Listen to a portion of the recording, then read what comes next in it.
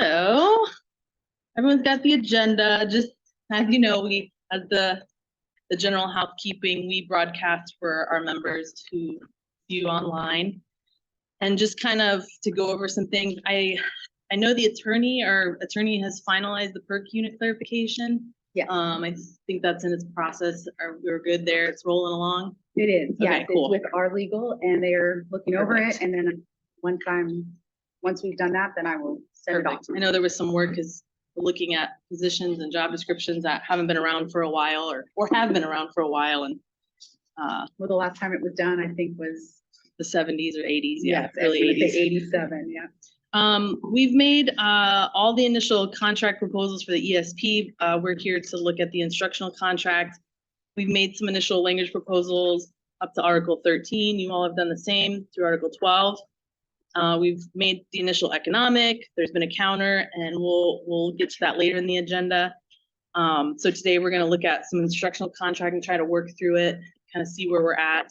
And then I believe we'll do like a time certain around 5:30 to kind of break and transition. Yeah. And then one thing I wanted to do is just, I have a materials manager today, a colleague of ours, Rich Grady, and he'll be helping us because we've got stacks of papers and we'll try to get through that.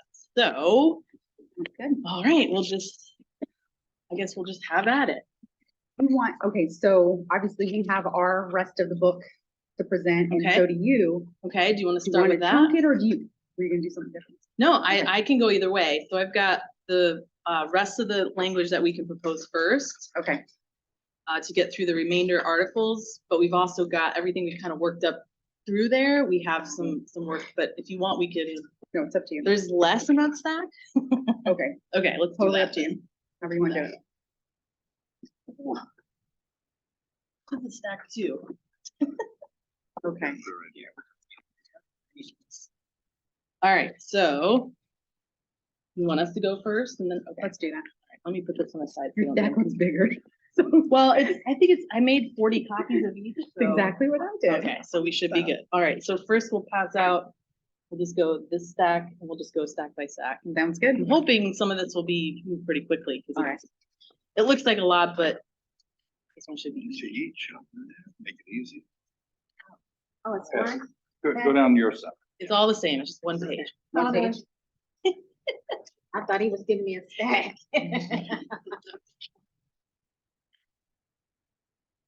All right. So this is so we're looking at Article 14. Let me make sure I'm on the right page too.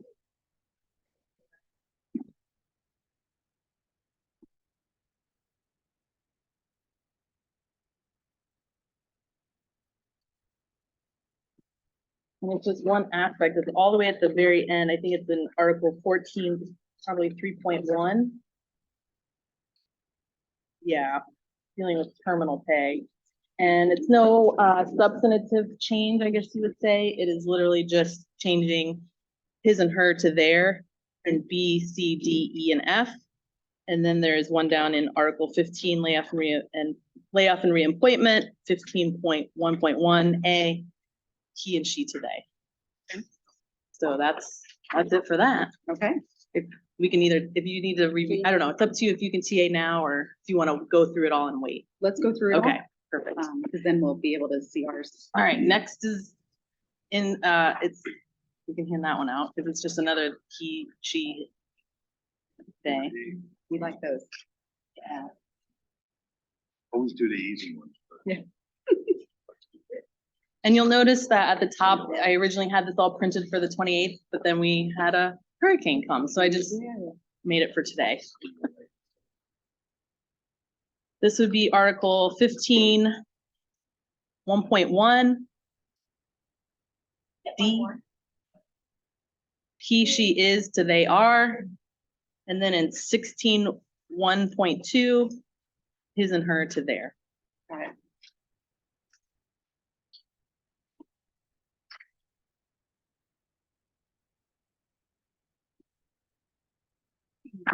Get stuff ready because this one might take.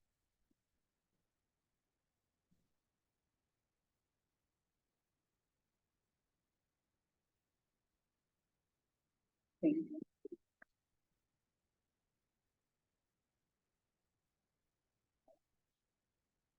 Over at the We're just gonna move on right to. All right, the next one is in Article 17, personnel requirements. 17.1.2. This is to provide some clarity to new hires. The contract signed by new employees shall specify the salary schedule, grade level if applicable, step hourly rate, and annual salary where appropriate, at which they will be hired, and the step hourly rate and annual salary where appropriate to which they will be moved following verification of all experience. So this is to kind of just, we talk a lot about this, that with all the different salary scales and how do you know where you are, it can be confusing for new hires. So just to be very specific that folks know, because we were just talking today about kind of what's advertised, and then we talked to a lot of new hires at processing, and one of the questions on one of our original forms was, what's your salary? And folks are like, I'm not really sure. So that's our proposal there. Okay. See if I can pull something up here while I'm getting out the next one. We'll go with the Social next. workers, Yes, 17.3.5. 1 for each of your team.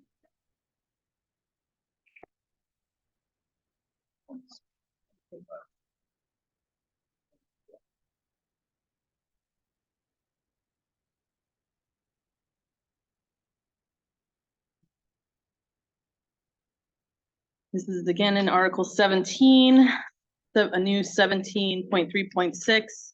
Social workers shall be granted experience credit for all years of social work experience involving children.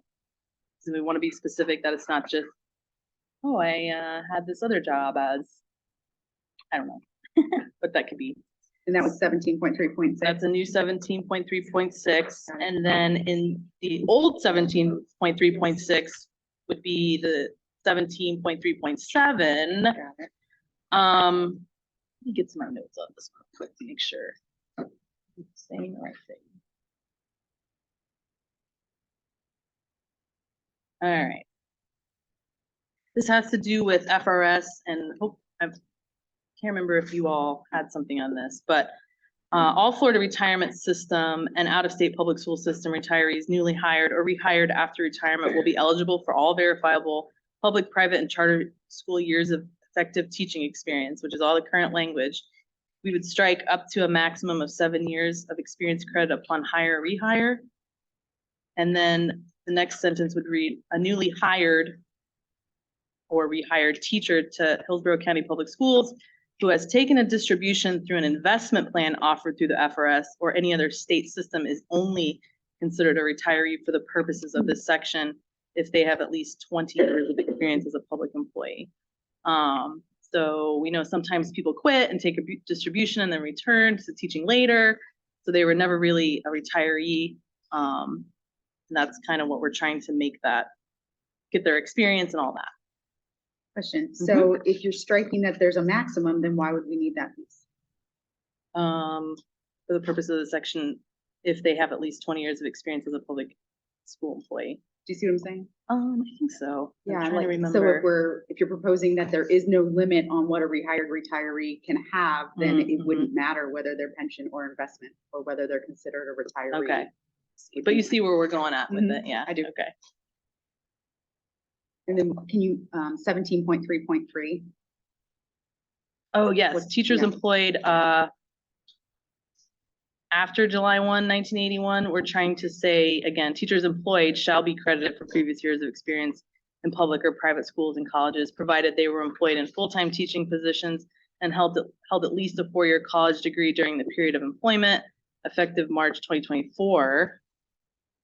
I think it used to say 2024.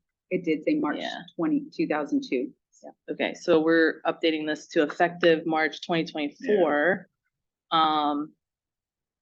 Teachers shall be granted experience credit for all years of experience not previously granted, non-degree JR, and then the rest is the same. Okay. So we're just trying to, you can see you'll probably see a common thread. We're just trying to get folks that teaching credit and experience. Okay.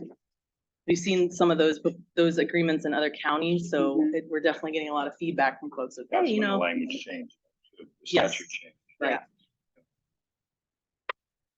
All right, continuing on with Article 17. So we're proposing to try to break this up. I didn't change all of the 17 to 18, but essentially if we could agree that this would be a new article for compensation, as most of this, the rest of this article after salary deals with compensation. Got it. Yes. Oh, so that's a proposal of a new article title. Okay. In 17.6.2, we wanted to add some clarity here, salary for summer staffing, the extended school year or ESY, and extended learning program ELP. So we're just trying to add, because I think that's like something we call it now, summer staffing, shall be paid at a fixed rate of $35 per hour. So a proposal is to increase that, or a higher amount based on grant funding mutually agreed to by the parties, because we know sometimes like this last year, we got a little more funding. Right. For the number of hours assigned and worked for these programs. So we're just trying to do some updates there. Got it. All right, next. You're getting your steps in. Yeah, right. Didn't know what you signed up for as material manager. I'm underqualified.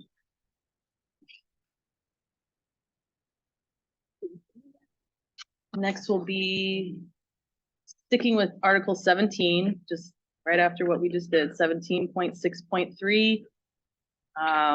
This is just updating he, she to they, his, her to their, and then in A, 17.6.3A as well, his and her to their, his and her to their.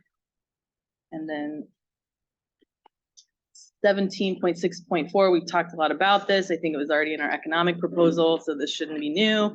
Salary and supplements shall be based upon the negotiated salary schedules, no change there, which are incorporated into this agreement by reference as Appendix C.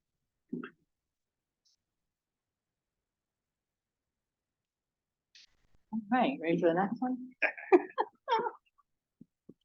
I am. We don't have any proposals in Article 18, so we're gonna move to Article 19. This is, well, 18 was our new one, so That's right. no more in seven, but the current The old 18. 18, Yeah. yeah. So if we do end up adding that, you know that we'd have to update everything else. Yeah, okay. So this would be the current Article 19.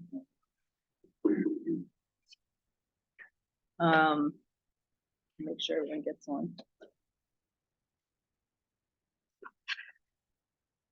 Okay. Article 19.1, supplemented positions in 19.1.1. Again, no changes to the language here. A supplemented position is a contract position paying a supplemental salary to a teacher because of additional duties and responsibilities. No change there. And a list of supplemented positions covered by this contract are included in Appendix C, which I know correlates with what we already have here, but you have to kind of cross-reference, right? Like, okay, I'm in group 1, but what does that actually mean?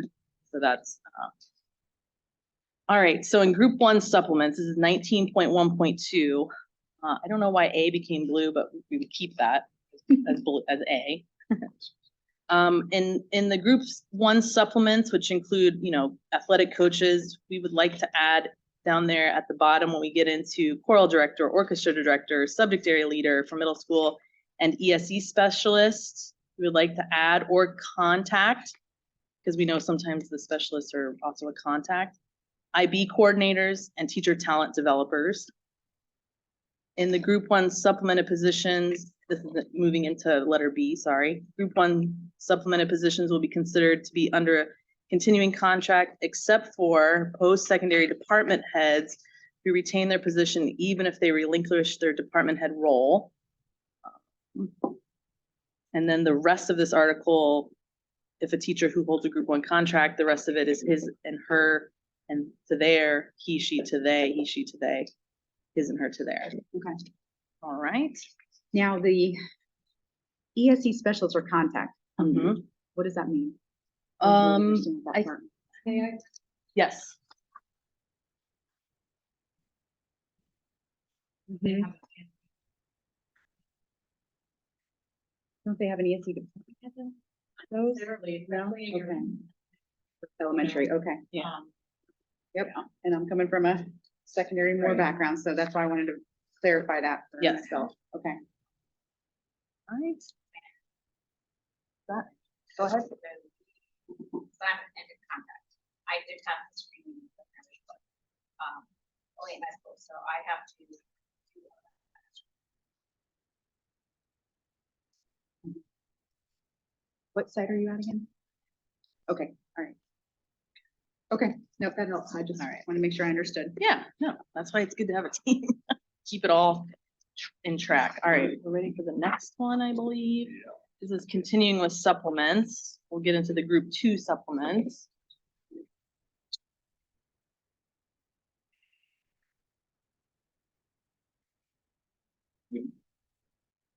Yes, they do. I don't. No. No, you read. Oh, I was just gonna help you pass it. All right, moving into group 2 supplements.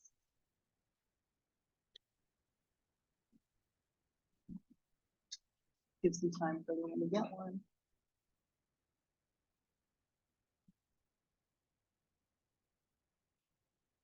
All right. Just some minor additions here, we hope. Group 2 supplemented positions shall include secondary yearbook sponsor, newspaper sponsor, majorette sponsor, drama director. We would like to add in school social worker team leader, school psychologist team leader. The rest remains the same: middle school team leader, elementary school team leader, elementary safety patrol coordinator, and site-based tech support. I'm recalling when we talked about this with our team, we know that I was trying to remember, like, I think at the high school level, that maybe a person that is kind of like the person that does it, but I know when I was in elementary, there was someone that did all that work, but they just kind of, they had all that extra work, but didn't really get that supplement or that designation. So we're trying to be inclusive of those site-based folks. I believe, you guys correct me if I'm wrong, that we there was assistant teachers tech at one point at the secondary level. Okay, And those have now been replaced with a non-rep position that is the TSSR. Don't too many S's for me to remember exactly what it stands for. But I think that the assistant teachers tech at some point had been kind of grandfathered in, and that's where it's being phased. So we'd have to research how many are left that are not TSSRs. yeah, So, because I know we've had that discussion with this team, that there certainly are people who are, they're that site-based person Yeah. doing it. So media specialists often Right. do it. a Yeah. lot of times, yeah. I think at my school, before I left, one of our 5th grade teachers, he was like the tech guy, so he picked up on it. Now, here where you say secondary yearbook sponsor, right now our yearbook sponsors and our newspaper sponsors are only allocated at the high school level. Right. So would that also be, like, are you looking to change what our current practice is here? Because our current practice is yearbook is only for the for the high school level where they actually have a class. Yeah. A lot of time, when I was a middle school principal, sometimes you have a teacher that would do it. Sometimes it was PTSA would do it. It kind of depended. It just looked different. Right. I think that's what it is. It's just clarifying that this is primarily at the secondary level. Okay. It was to add middle. It was to add Add middle, middle. right? Yeah, because right now it's only at the high school. Yes, and that's Okay. correct. Thanks for helping me, Michelle. We went over this how many weeks ago? Right. One other, just another little sneaky his and her strike to there on Yeah. 19.1.5. Okay. This school social worker and school psychologist team leader clarification. This came from our school social worker and psychology subcommittee. So I don't, go ahead and speak to it. Yeah, so right now. eight teachers.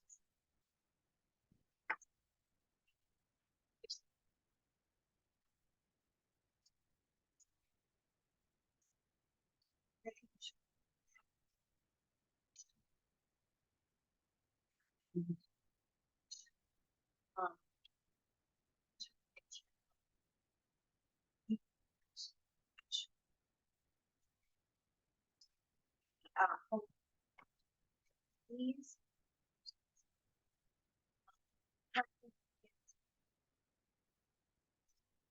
Point, they have to find people to do in service. Now,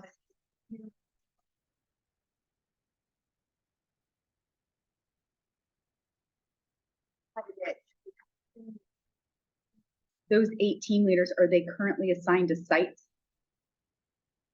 Yes. Okay, all right.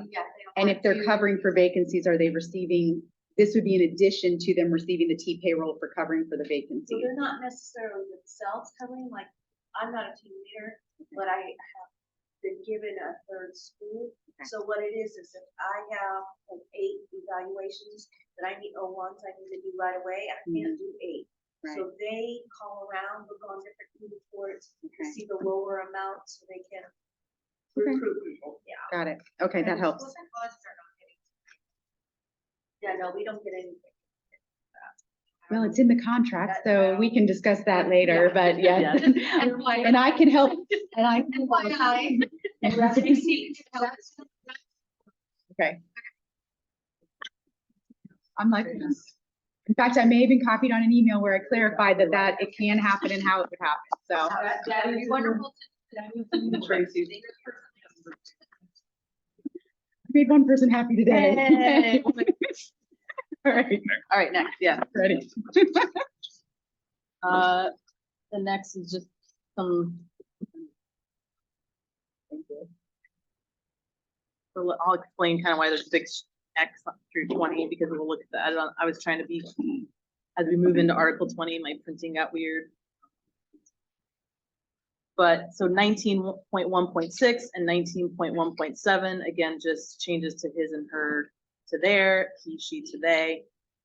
And then we'll go into Article 20 next, which is temporary assignment.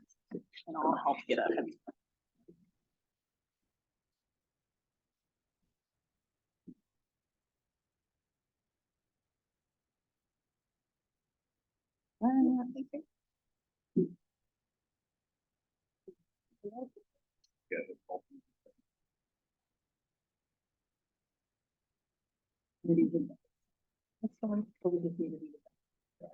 All right, so this is moving into Article 20. As it gets handed out, I think 20.1.1 is his and her to their, 20.1.4, his and her to their, 20.1.5, his and her to their, and then we're proposing a new 20.20, which probably shouldn't be as a surprise as we propose this same language for the ESPs, but we're trying to do some same things here. This has to do with subcontracting. The board shall not use employees contracted through a third-party agency to displace, reduce, or eliminate bargaining unit employees or positions. This is not to limit the board's ability to do that, but we know that especially in a time like this where it may be happening. But we don't want to just, as a way, we don't want this to become a practice that then reduces the bargaining unit. So that's the only issue there. 20.2.2, a subcontracted employee shall perform the same duties as bargaining unit employees, and the rate of pay offered to subcontracted employees shall not exceed the total compensation offered to a bargaining unit employee with equivalent experience. We know that, I somewhere I have in my stack here of stuff, we know that we've got folks currently in the bargaining unit who are getting advertisements for their positions, and it is advertised at a higher rate. We understand that our positions include benefits, sometimes those positions don't, but I think that when our employees know this, right, like they're not getting any more than me technically, then this is what we're going for. So we're not trying, again, not trying to restrict it, but just be clear on it's not negatively impacting our current bargaining unit. 20.2.3, in accordance with 20.1.2 of this agreement, which is above, of this, in the event the school board fills an open position with a temporary or contract employee for longer than a semester, the position or positions will be jointly evaluated to determine the status of those positions. And I think we kind of already do this to an extent in labor management when we meet weekly, but I think it's just to ensure that maybe once a semester we're looking, hey, look, we're really having a big issue with these particular positions, just so we're aware. So that's that for subcontracting. So we'll move on to Article 21. And I think when you pass out 76 and 77. I think that'll help because they kind of go to. So we're going here, personnel. and- Yes, Article 21. Don't hand out both of these. 'Cause-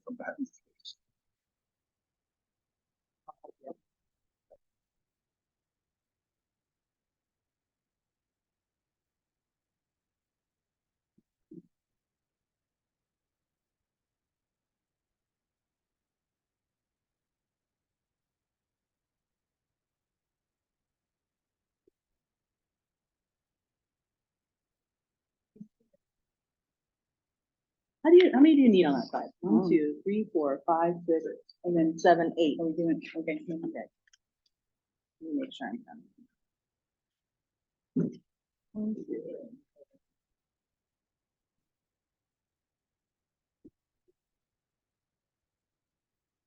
Yeah.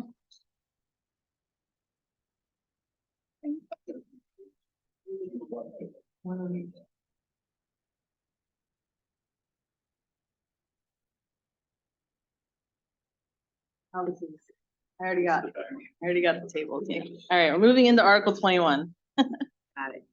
Personnel files and teacher evaluation. Why the rest are getting it, we'll look at 21.1.1, which are all the changes to his and her to their, he and she to they, either he, she has to they have. It gets like a tongue twister when you say that over and over for A, B, and C. And then I think everybody has 21.2 in evaluation of instructional personnel. What we're looking at here is adding a 21.2.2. Page here. All right. It is the sole responsibility of administration to conduct evaluations of instructional personnel. No member of the instructional bargaining unit will be required to provide to any administrator any information which can reasonably be ascertained by said administrator through the observation and evaluation process. No administrator shall rely on information conveyed by a member of the instructional bargaining unit in conducting an evaluation for another member of the instructional bargaining unit. And then for 21.2.3, this is why we gave you both pages, performance evaluations of non-classroom employees holding required licensure for their position, including but not limited to SLPs, social workers, school psychologists, and audiologists, shall be conducted by an administrator with the same current and active licensure. And then in 21.3.2, his and her to their. So we go ahead. So, okay, 21.2.2. Mm-hmm. What are we solving for, just so that I can understand what's going on here? What are people being asked to provide? So this came, I believe, trying to see which subcommittee. We had some coaching subcommittee using coaches to kind of use, okay, this anecdotal in feedback that may have come from a coach that now somehow creeps into a evaluation. Okay.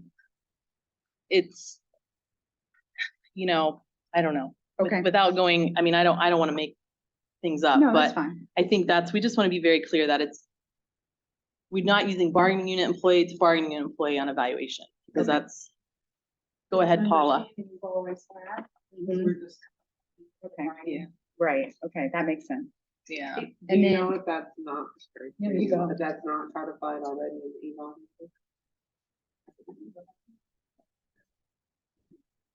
Yeah. I can't And then- remember. Yeah. if that's exactly- I'm like, Yeah, I But I think, thought it was- and I think, and if it is, that's great, but we would like to have it here too, right? Because then it's, as we kind of use, our one of our first proposals is to make sure, like, this agreement supersedes any. Well, that would go back to 21.2.1, Mhm. which, Yeah. when we get to our point, we'll be presenting to change the name of it to what it's really called. Right. which is the Educator Evaluation Handbook. Yeah, Um, so I think just to be very Pretty clear, fancy, like, huh? it may be referenced and there's some things there, but this is something that did come up in that Okay. subcommittee. Okay. And then 21.2.3, Mhm. my understanding here is that you are requesting that the principals no longer do the evaluation and then the supervisors? Correct. I think there's issues just kind of, I know we proposed some similar language for nurses in the ESP, which, we talked a lot about why that is, that, look, if you're evaluating me on this particular type of work, that evaluator should also, And that's what Understand the and know that. subcommittees, correct. I don't know if I think it's, yeah.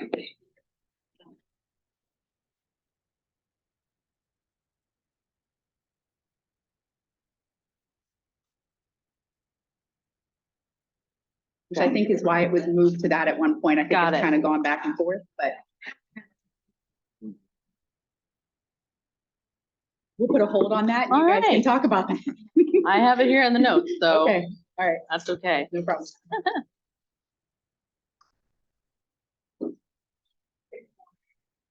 Correct. Yeah, that's how it is, right? If that's how it is, then probably want to leave it how it is. All right. All right, we will move to differentiated pay. Thank you.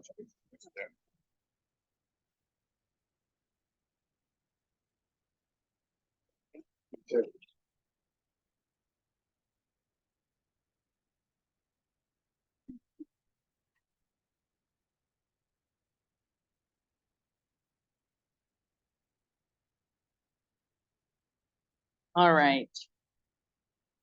So we've got in 21.4.3, his and her to their, 21.4.5, he, she to they.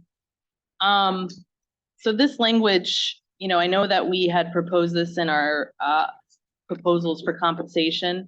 So this can also likely remain as a whole, depending on where we end up. As you know, our original proposal was to increase our master's, specialist, and doctorate degree to 3,000, 5,000, and 7,000. So again, I know we're still working on that, but I do believe that this language, whatever that monetary amount needs to be here, codifying from impasse the new language of having advanced degrees.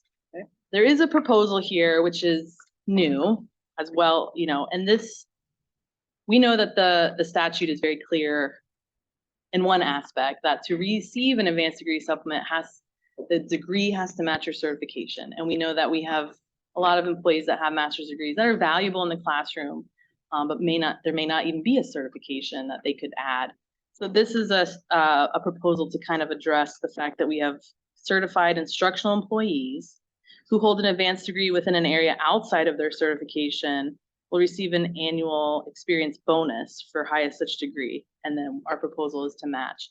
We know that bonuses may not necessarily count towards as a supplement, and we know that the statute's clear there. So we're looking for a creative way to also honor folks that have an advanced degree, and maybe there's something we can do there. So we're open to some creative ways to address that there.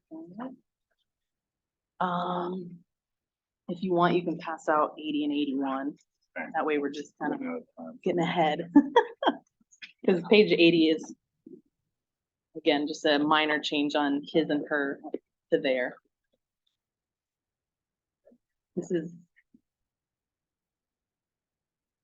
Article 22.2, employee status definitions. We're not trying to change any definitions there, just do a change there in B from his and her to their. And page 81.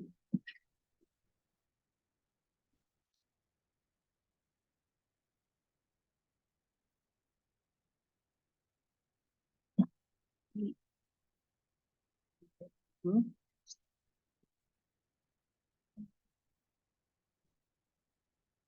Yeah.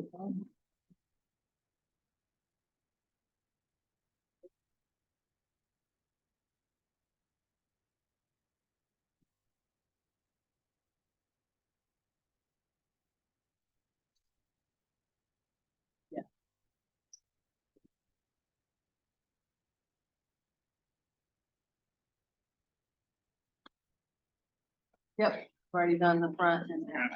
All right, the next one we'll look at is Article 23.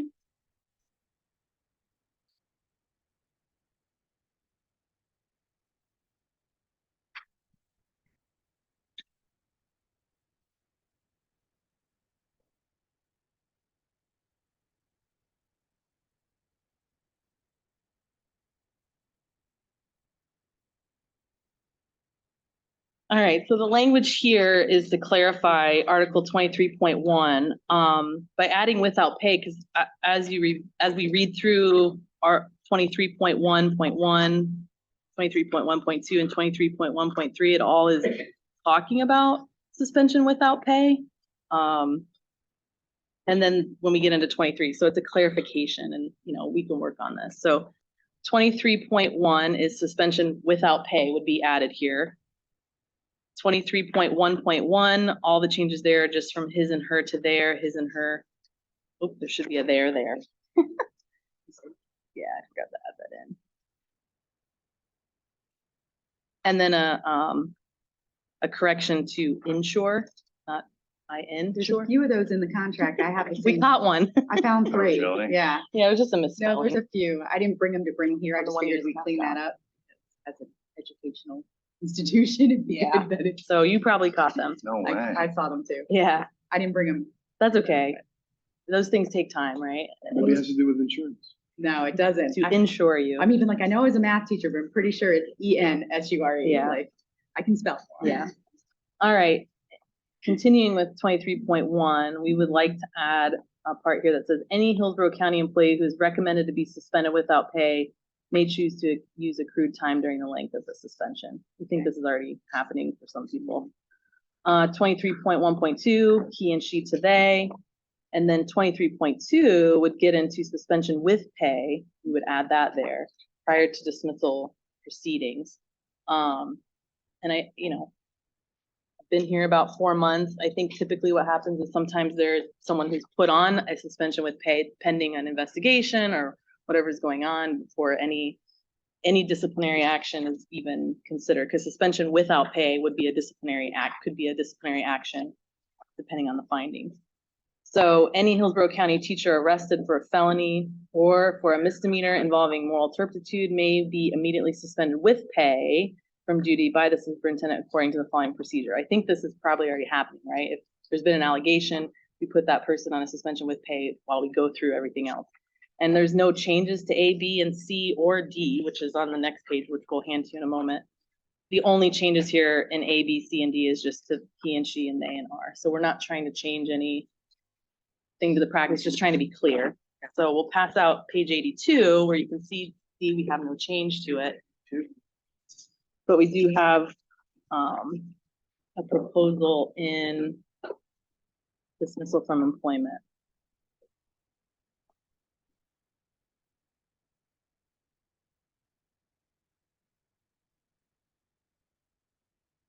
Which this one I don't think we have the language yet. I know we proposed changes to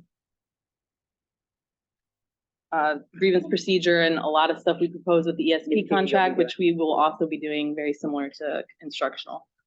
So this is just striking the last part of 23.3.1A. A Hillsborough County teacher may be discharged from employment for the following: immorality, insubordination, physical or mental incapacity to perform the duties of employment, persistent violation of or willful refusal to obey laws or policies relating to the public schools, excessive or unreasonable absence from the performance of duties imposed by the employment, dishonesty while employed, conviction of a felony or any crime involving moral turpitude, or a plea of guilty to a felony or a crime involving moral turpitude or unacceptable performance. No changes there. Reasons for discharge shall be provided to the school board, period. Our proposal is that we strike decisions rendered by the school board are final and will not be subject to the grievance and arbitration process of this contract or any other appeal. We believe that this is a waiver and that it's clear in the statute that in any disciplinary action that you have to have access to a grievance procedure and discipline that has a final binding process. So they're there. All right, the next page is 83. I think so. 23.4. Yes.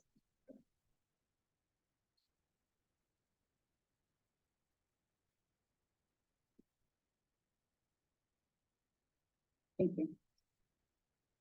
All right. 23.4 of the contract talks about due process and progressive discipline. We're not proposing any changes, just one addition. No employee shall be disciplined without just cause. 23.4. Yeah, just an addition there. No employee shall be disciplined without just cause. Not in the contract. I know. That's that. So I think that's it for our new proposals. I think the last article that we will be bringing eventually is grievance procedure, but it won't be anything different from the ESP contract, but we've got to go. I just want to make sure that things got a hold on it. Okay. All right. Want me to jump? Sure. All right. Now, what's that say? This is everything that we've done before, Okay, right? got it. Yeah. And I'm just making sure that I did it. Just want to make sure I wasn't confused. Yes. Making sure. All right. Okay, before I jumped into. Yeah, that's everything. That's everything we've done previously proposed and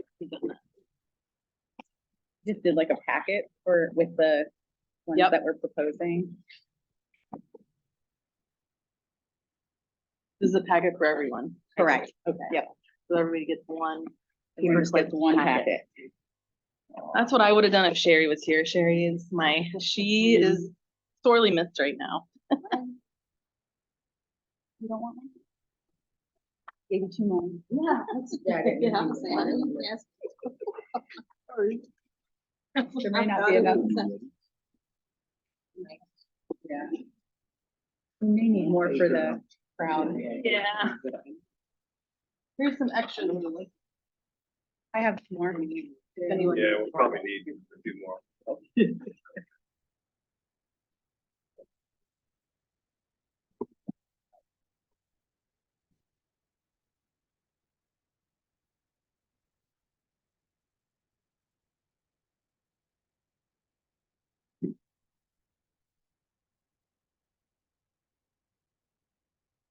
Y'all get some too? I have extra. We'll wait for Rich's report.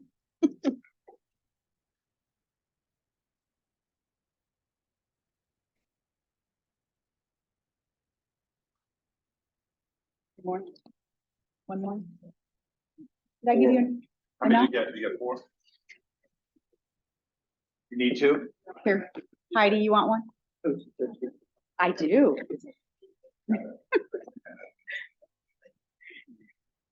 All right. Okay. We're good? Everyone has one? All right, so. All right, so I did this little cover sheet just so that I can keep myself straight Yes, because that's so a good. task as it is. And then I'll go through each thing. Some of it is similar to what you just did, where it's just Okay. clarifying practices that we already Yep. do. And some of it is new things that have come up either recently or over the course of the last few years. Okay. All right. So 2.1.10, we know in 2.1.9, it does say the scheduling of early release days may be changed upon consultation agreement between the school district of Hillsborough County and the Hillsborough Classroom Teachers Association. So we just wanted to clarify that early release days would only be adjusted to full days when it's needed to make up instructional minutes lost due to an emergency closure if the closure resulted in falling below the state requirement for instructional minutes in a semester. This is just what we've, because I know you could basically ask 10 teachers and they'd want to do it different ways. So I think it's really just if this is something that you want to look at so that we can kind of codify that this is what we would do if we did have emergency closures, which we always hope that we don't have. Right. Okay. All right. 12.19.1. Extended leaves. I'm only adding one piece here. So extended leaves for more than 30 calendar days are granted for one school year, the remainder of the school year for a definite period of time within the school year to non-probationary employees. Just kind of giving some background on this. We've had, I don't know if it was just a weird year, but we've had a couple of situations where employees that have never stepped foot in a classroom, they were not eligible for FMLA leave because they had not worked the 1,250 hours the previous 365 days. But due to the way the contract reads now, they are eligible for a contract health leave. So That is creating obviously challenges, where someone has never reported to work but was hired during the summer and then something happened and now they're on leave and their site cannot fill the position unless it's a temporary. In our other contracts, if we look at the ESP contract as well as the HSEF contract, extended contract leaves are for annual or permanent employees, not for probationary employees. Okay. Okay, so that is what we're adding there, the non-probationary employee piece. All right, 12.19.4. Some of these things we're gonna find that this is what we currently do, and we just want to clarify it for teachers that do go to the contract and want to know, how do I do this? So this says here, retirement funds may not be withdrawn while on leave. Teachers desiring retirement credit for an eligible leave of absence must notify the retirement division through application. This application can be completed after the employee has returned to active employment following their board-approved leave of absence.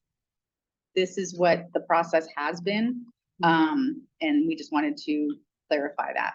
Okay, I'm just trying to get, yeah, no, I understand.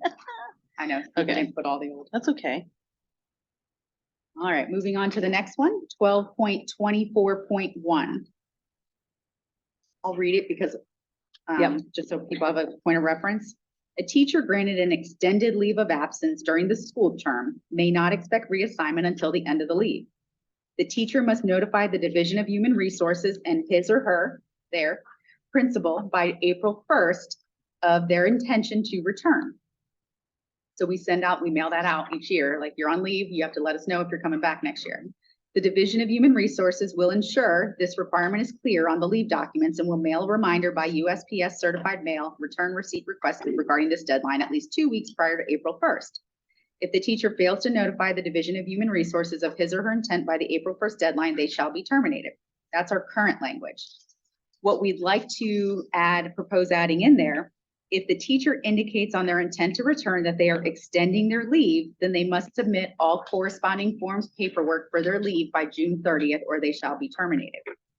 What's been happening is a teacher indicates on that leave, on that intent to return, that they are going to extend their leave, but then they never turn in their leave paperwork, and we end up to the first week of school, still haven't turned it in, and they didn't really intend to maybe do that, or conditions changed. So leaves normally end June 30. So if you're going to extend that, we want you to turn in the paperwork to show that you're going to extend it. So that's what that's about.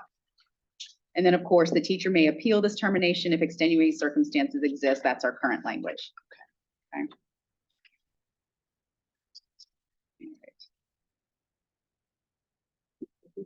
All right, going to 14.2.1.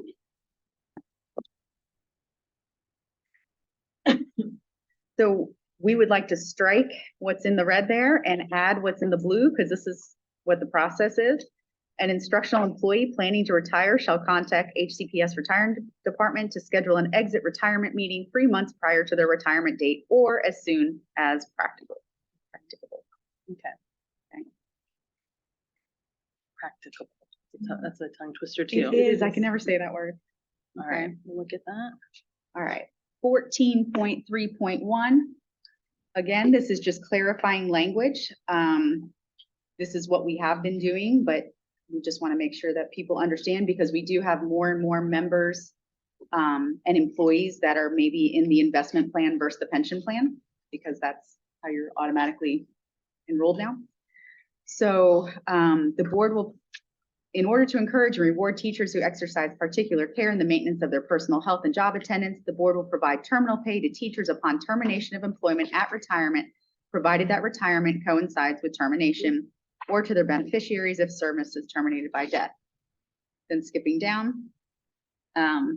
For FRS investment plan members to be eligible for terminal pay, employees must have 30 years of service at any age or be at least 59.5 years of age invested. Distribution from FRS investment plan must be taken no later than 6 months from retirement. This is what is the current practice. So just wanted to clarify it for employees.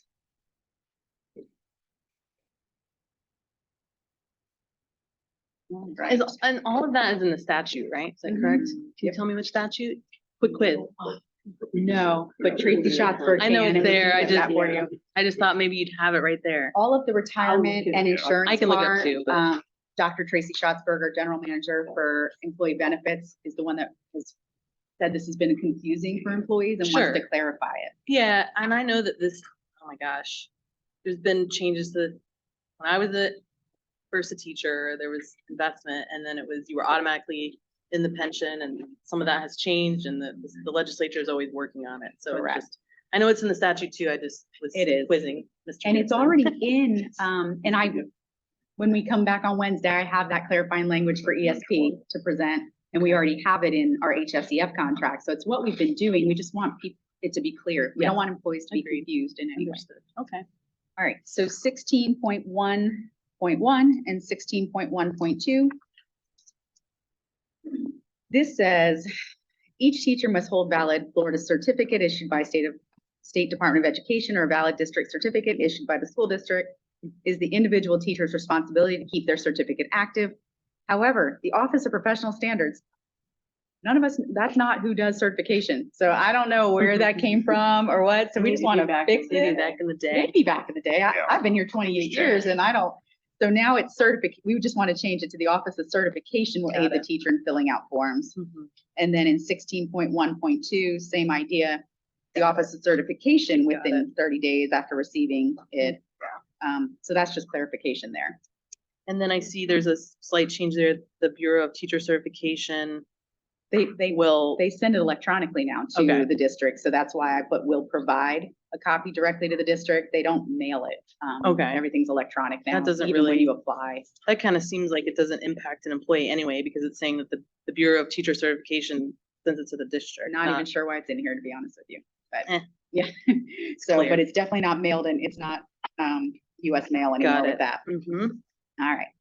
16.2, certificates required for tenure. Only teachers who hold a regular or professional certificate are eligible to gain tenure/non-probationary status in Hillsborough County. I think this is no longer relevant and should be taken out. I'm trying to remember, right? There's likely already language in here that talks about earning non-probationary status. I mean, the only thing I can think is that a teacher who has their regular or professional certificate would gain non-probationary status, maybe not the tenure piece, but Right. anyway, And we okay, just didn't see the need or even what it was really referring to. okay. All right, 17.2.2. Again, just clarification of what the current practice truly is. All teachers shall report in writing changes of name to human resources, Mhm. not to professional standards. Mhm. And changes of address and telephone number to the principal secretary or payroll secretary at their work site. Okay. It's not the data processing clerk anymore. And maybe it was at some point. I don't think it has been for a long time, but Those clerks are doing a lot of other work. they right? are. Okay, 17.3.1. The language currently says teachers shall be granted experience for all verifiable public school years of teaching experience. We want to strike and teachers shall be granted experience for all verifiable years of full-time teaching experience. so that could be from a private school. Private, from- charter, Got it. yep, Okay. anywhere. All right, 17.3.2. This contradicts another piece of the contract. So this says teachers who take a leave of absence from a Hillsborough County position to work in another school district will not receive salary credit for that year upon their return. If we go to the leave section, you can't take a leave to go work in another Right. Florida school district. So that contradicts each other. Right. It says Florida school district though. Oh, it says another school district. Do you think that's what it was referencing? Okay. You think it's, all right, then I want to clarify that then. But why would, okay, I'm following you, Paula, thank you. Yep.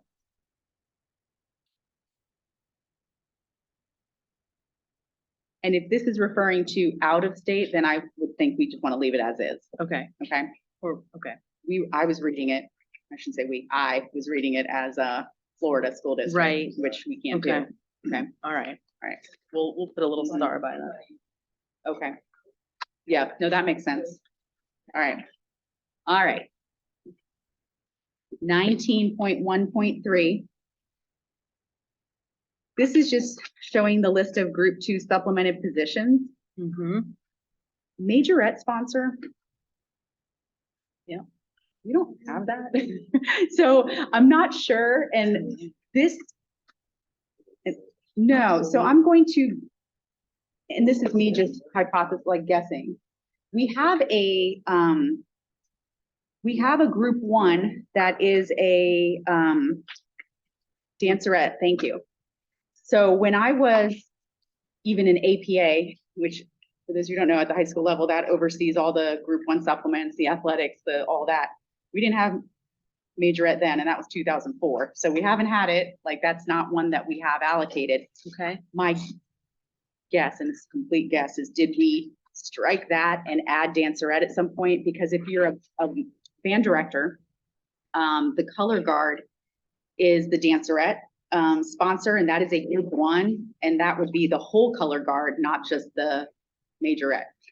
So that's my guess. okay. And I don't know if there's any band music people in the room, but that is, I feel fairly confident that we do not have a majorette sponsor. Instead, we have the group 1 that is the dancerette All right. sponsor. We'll talk to our, If they consider changing the color line, because that's.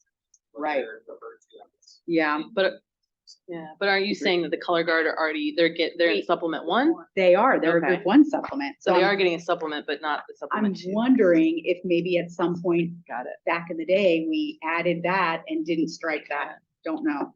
I can't. That's what I think, Well- just guesstimating. Okay. Okay, so.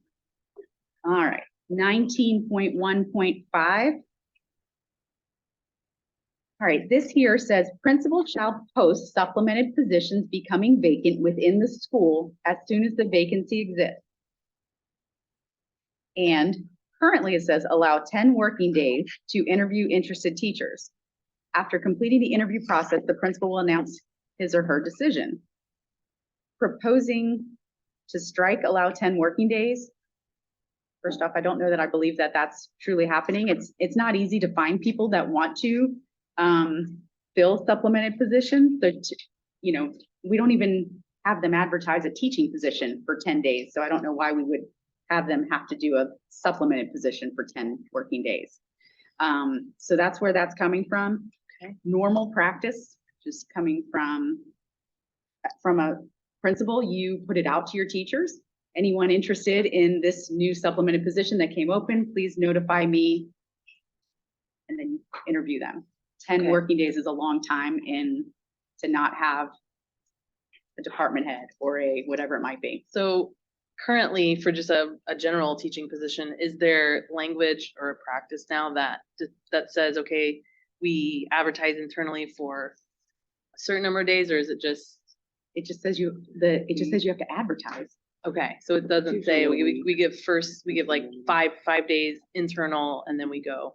And I believe in here, it doesn't even say it has to be 5 days, but I'll find that Okay. language to verify. will too. I want to think it's, you just have to advertise. You have to Okay. create the position. Because there's no contract language that says you have to interview a certain amount of applicants for a teaching position. But Okay. here, I believe the contract language is important because you want principals to consider all internal applicants for that Correct. supplemented position. I just don't know that it has to be 10 working days Right, to wait on that. So, okay. All right. because if you do that, then let's say nobody internally wants it. Do you have to wait 10 working days to then post it externally? Okay. No. All right, 21.2.1. This is where we just want to update the current document is not called Handbook for Instructional Personnel Assessment. It's called the Educator Evaluation Handbook. So Mhm. just want to, Okay, and it's been called that for a little bit.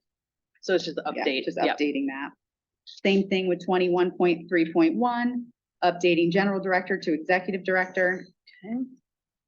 21.3.2. This is just updating, the terminology to human resources instead of Office of Personnel Services. Okay. No change in intent there. All right, 21.4.4. And this is under the differentiated pay section. Mm-hmm.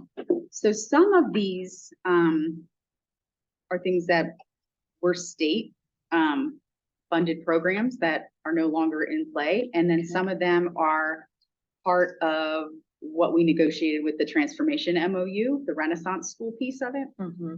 So that's why there's a lot of red here striking Okay. it. So Mhm. 21.4.4. The National Board of Professional Teaching Standards shall be eligible for the financial awards specified in a state law for each year of valid certification. We do not believe that this is still practice or Okay.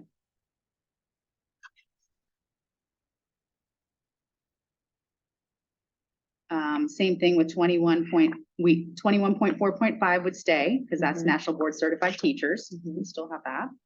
21.4.6, same thing, that it goes with 21.4.4, that NBPTS certification. Don't know what that is. Okay. 21.4.7, this is the entire section that deals with Renaissance schools. It was done in 2014-15. It was never revisited. And as part of the transformation MOU, we had codified that this would be the last year for Renaissance pay, this current year. Mhm.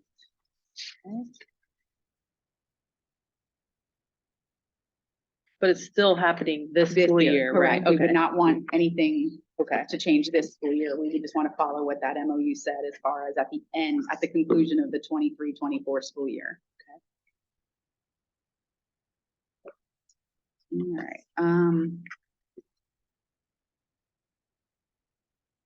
And then same thing here, 21.4.8. And this was always saying that it was subject to negotiation. I would argue that this section was something that should have been an MOU that year, in some way, because it says that it needs to be negotiated each year, and we haven't been doing some of this. Instead, we've been doing the transformation MOU. Okay. Is 21.4.8 for those Mhm. National Board Certified Teachers? Is this? What are we doing for them right now? Nothing? They're getting whatever we agree to In the- annually at the table. Okay. Um, All right. We have been doing each year, but this, All right. And to be clear, it's the continuation of the current Renaissance schools that have not been recalibrated necessarily based on free and reduced lunch or. Correct. Right, okay. correct. Okay.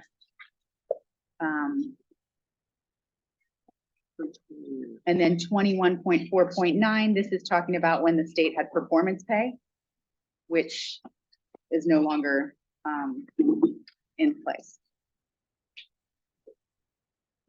for some time now. Okay. Because when we went to the performance salary schedule, this went away. Okay. Oh, at the bottom, Yeah. 22.1.5. If you can share with me, a copy of the previous tenure law shall remain in each work location.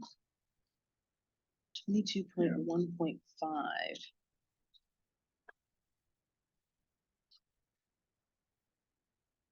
I don't know that we wanted to strike it. We don't think, first off, we don't know if it's really happening in practice, and we want the contract to be what we actually do. Yeah. So that's where we're trying to clean up things that seem outdated or not relevant anymore. Yeah. It's something. Yeah. And same thing as when we talked about the out of state, like if there's something that you Yeah. can share that I'm missing, I just don't know what that means.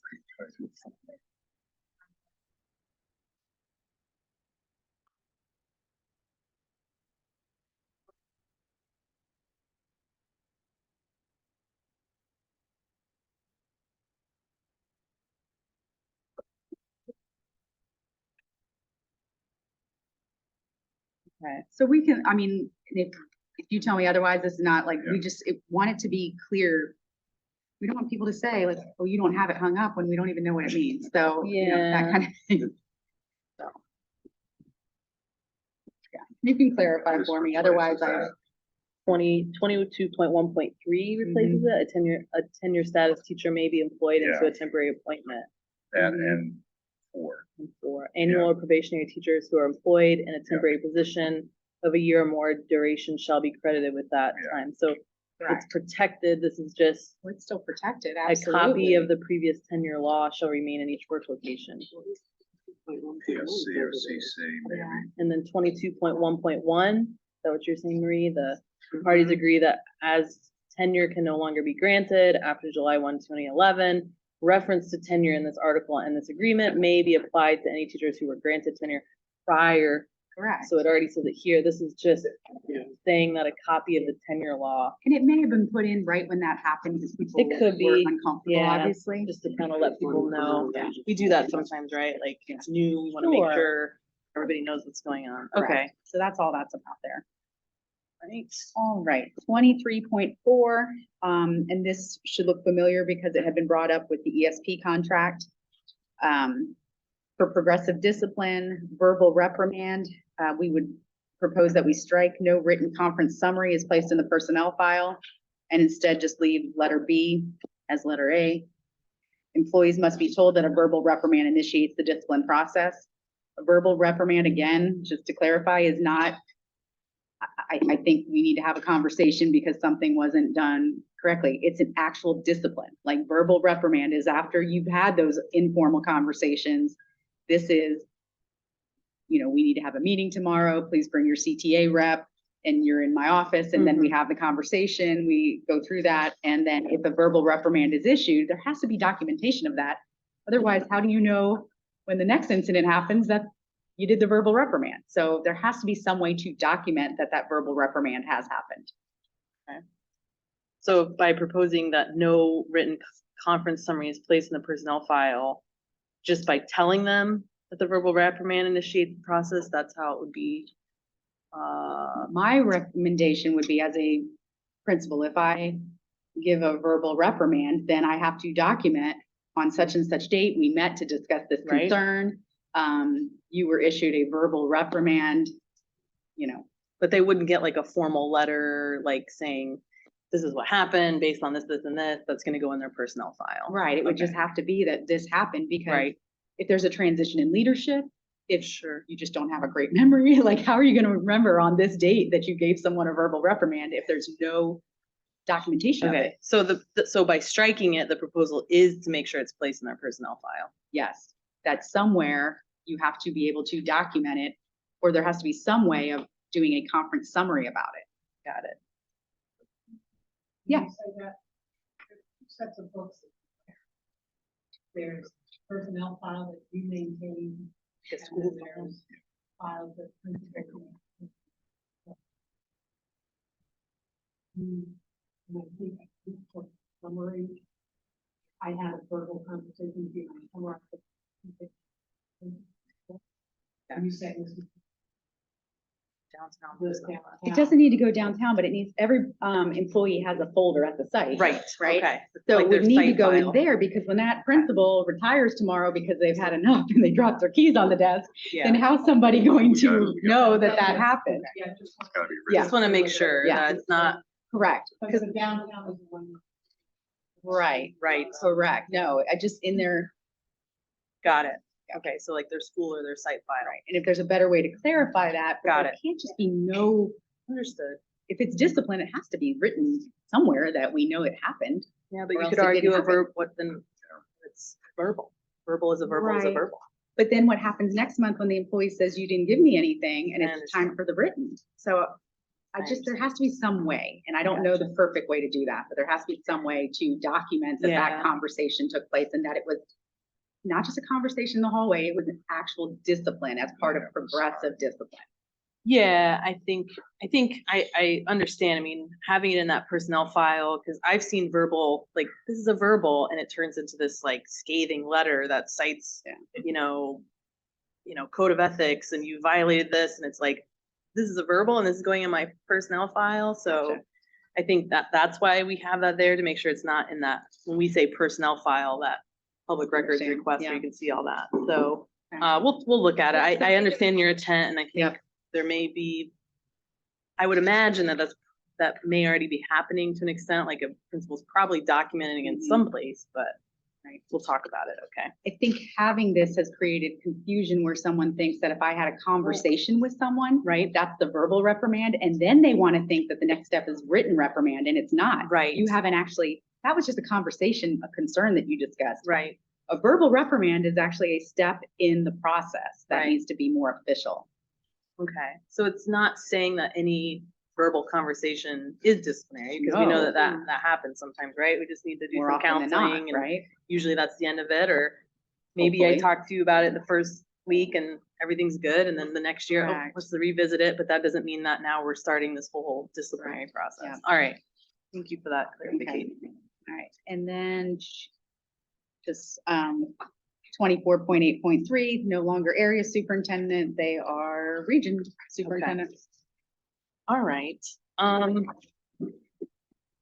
think what we could do if you want, I know we had talked about time certain at 5:30 to kind of go over some budget stuff. I don't know if we want to like maybe talk it for like 10 minutes and maybe we can come back on some of the easy things and just, and then, I don't know. What do you guys Unless think? you want to caucus and Ms. Johnson can set up, because you need projections, right? You got your flash drive. Oh, So, okay, Yeah, all right. We'll have to we get do that. that. and Yeah, then let's, That way they can present that. let's just do that, then we'll caucus for 15. Mhm. And then that way we can get our technical ducks in a row. And then, we'll go through that and then, Alright. got it. Sounds good. All right. All right, thank you.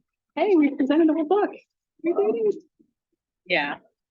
Big book. Well, the good thing is that by you open, doing the grievance procedure, that'll give us Yeah. a chance to bring, we just haven't gone over.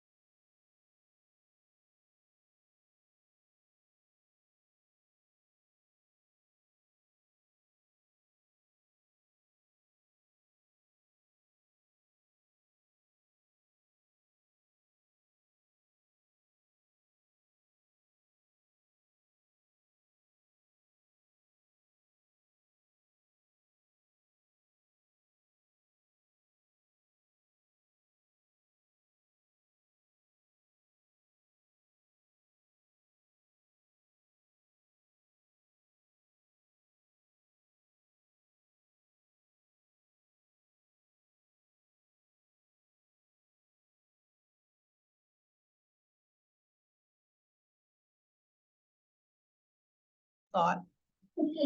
Okay, should be audio now.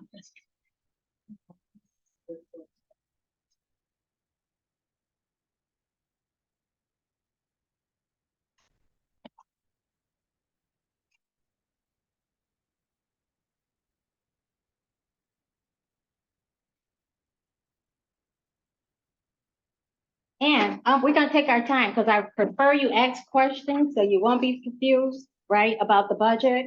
So if you want to stop me at any time, please say, I don't understand something before we go to the next slide, okay? All right, so $2.3 billion is only what's available in the general fund to pay salaries. Special revenue is, we have salaries in there, but that's based on if you're written in a grant. So if the grant expires, that position goes along with the grant, okay, that resource. So that's $665 million. Debt service is what we use to pay our debt off, because we build buildings, we have to go out and borrow money to build buildings. So we have to use this to pay our debt, which is $226.3 million. Capital projects, this is for capital. Referenda is embedded in this too, and then our regular capital outlay that we do transfer to the general fund. But we're gonna talk about that in more detail. It's embedded in this. So the referendum money cannot be used for anything but what is written in the referendum. So I want everybody to understand that. So the capital is $932 million. Internal service is what we pay out of workman's comp, our general liability, and our health insurance premiums out of. So all this fund is already allocated. We do fund accounting, so we have this district, even though it's an organization, we do fund accounting. It's not like all the resources come in and we decide where it goes. It's already allocated based on the expenditure and the revenue source that attached with that expenditures. So we're gonna be able to talk about this 2.3 or $2.4 billion on the general fund. Any questions on that? Okay, we move to the next.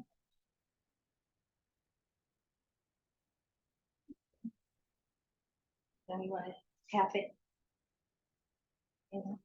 To the technology. The clicker was working. Okay, here we go. So to make this simple, okay? I'm gonna make this simple. So the total general fund we just talked about, right? $2.4 billion right here. Now, part of it is the any fund balance. I gotta take that out because that's one-time money. It only could be used one time. That's not ongoing revenue that we receive. So anything that's in your fund balance is like your savings account, right? So everybody understand your savings, right? You got it in the bank, it's going in savings, and this is my checking. After I take charter school portion this year, $319 million. That could change. That's subject to go up and down, okay? So only working my available revenue is 1.7 million. Even though I can use this beginning fund balance, but it's one-time money. So I'm looking at the operational side. What is the resource I receive in the district to work with? So that's your paycheck, right? You might make 80,000.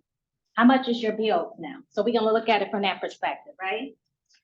So I'm bringing in 1.7 million. These are all my bills that I gotta pay. Proposed, right? Because we build salary, benefits, all this, our budget. And after we build all this budget, look at all this allocation, come up to 1,741 million. We only have a surplus of 6.1 billion. But this is a budget. This is not final because it's a budget. It's fluid. Because our resources based on enrollments, based on a lot of different variables. So I had to bring the fund balance because this is the only thing is true, my fund balance, right?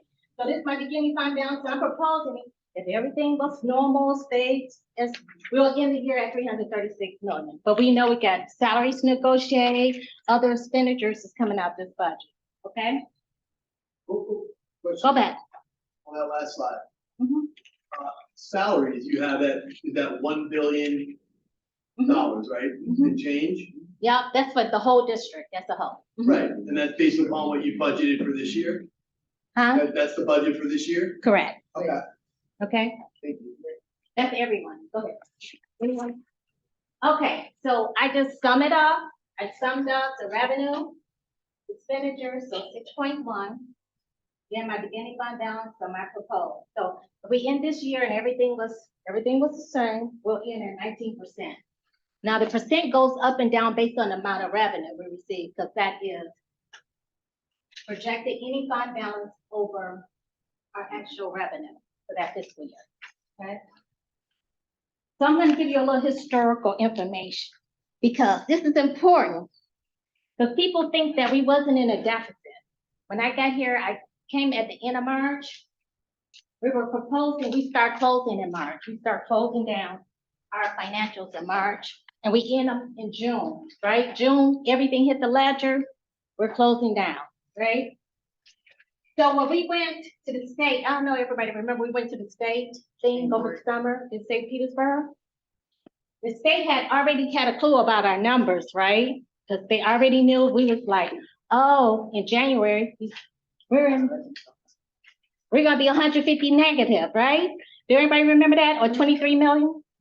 So when we close the book, this is our actual close, when we close the financials, pre-close, right?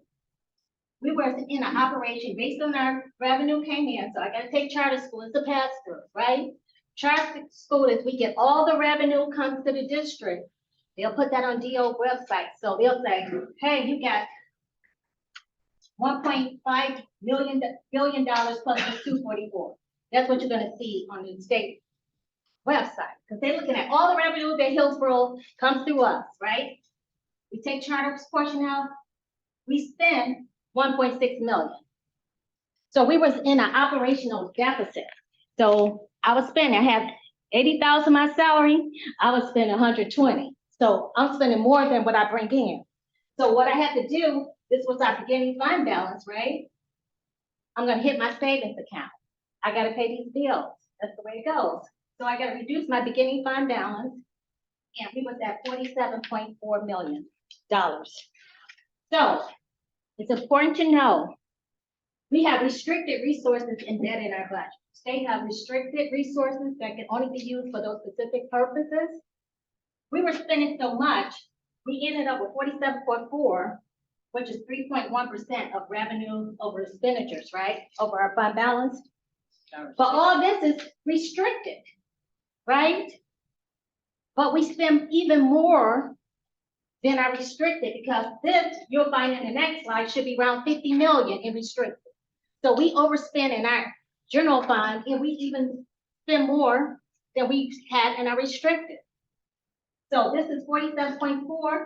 State requires a 3% balance of unrestricted funds. I have 0 unrestricted funds. So that initiate a state, we still in financial reporting to the state. Every month when we build our budget, we have to report to the state. So they put us on a watch. So when I came in, I said, okay, what can we do? What have we done before? So we call this a fiscal recovery plan. We moved 6.8 billion to transfer from capital because we could, based on the laws and what was written in capital, we made sure we stayed in those criteria. So we moved 6.8 million of revenue. So that increased my revenue over here, 24.8. Then, end of August, we got ESSER's 2 came through, right? We had to spend it by September.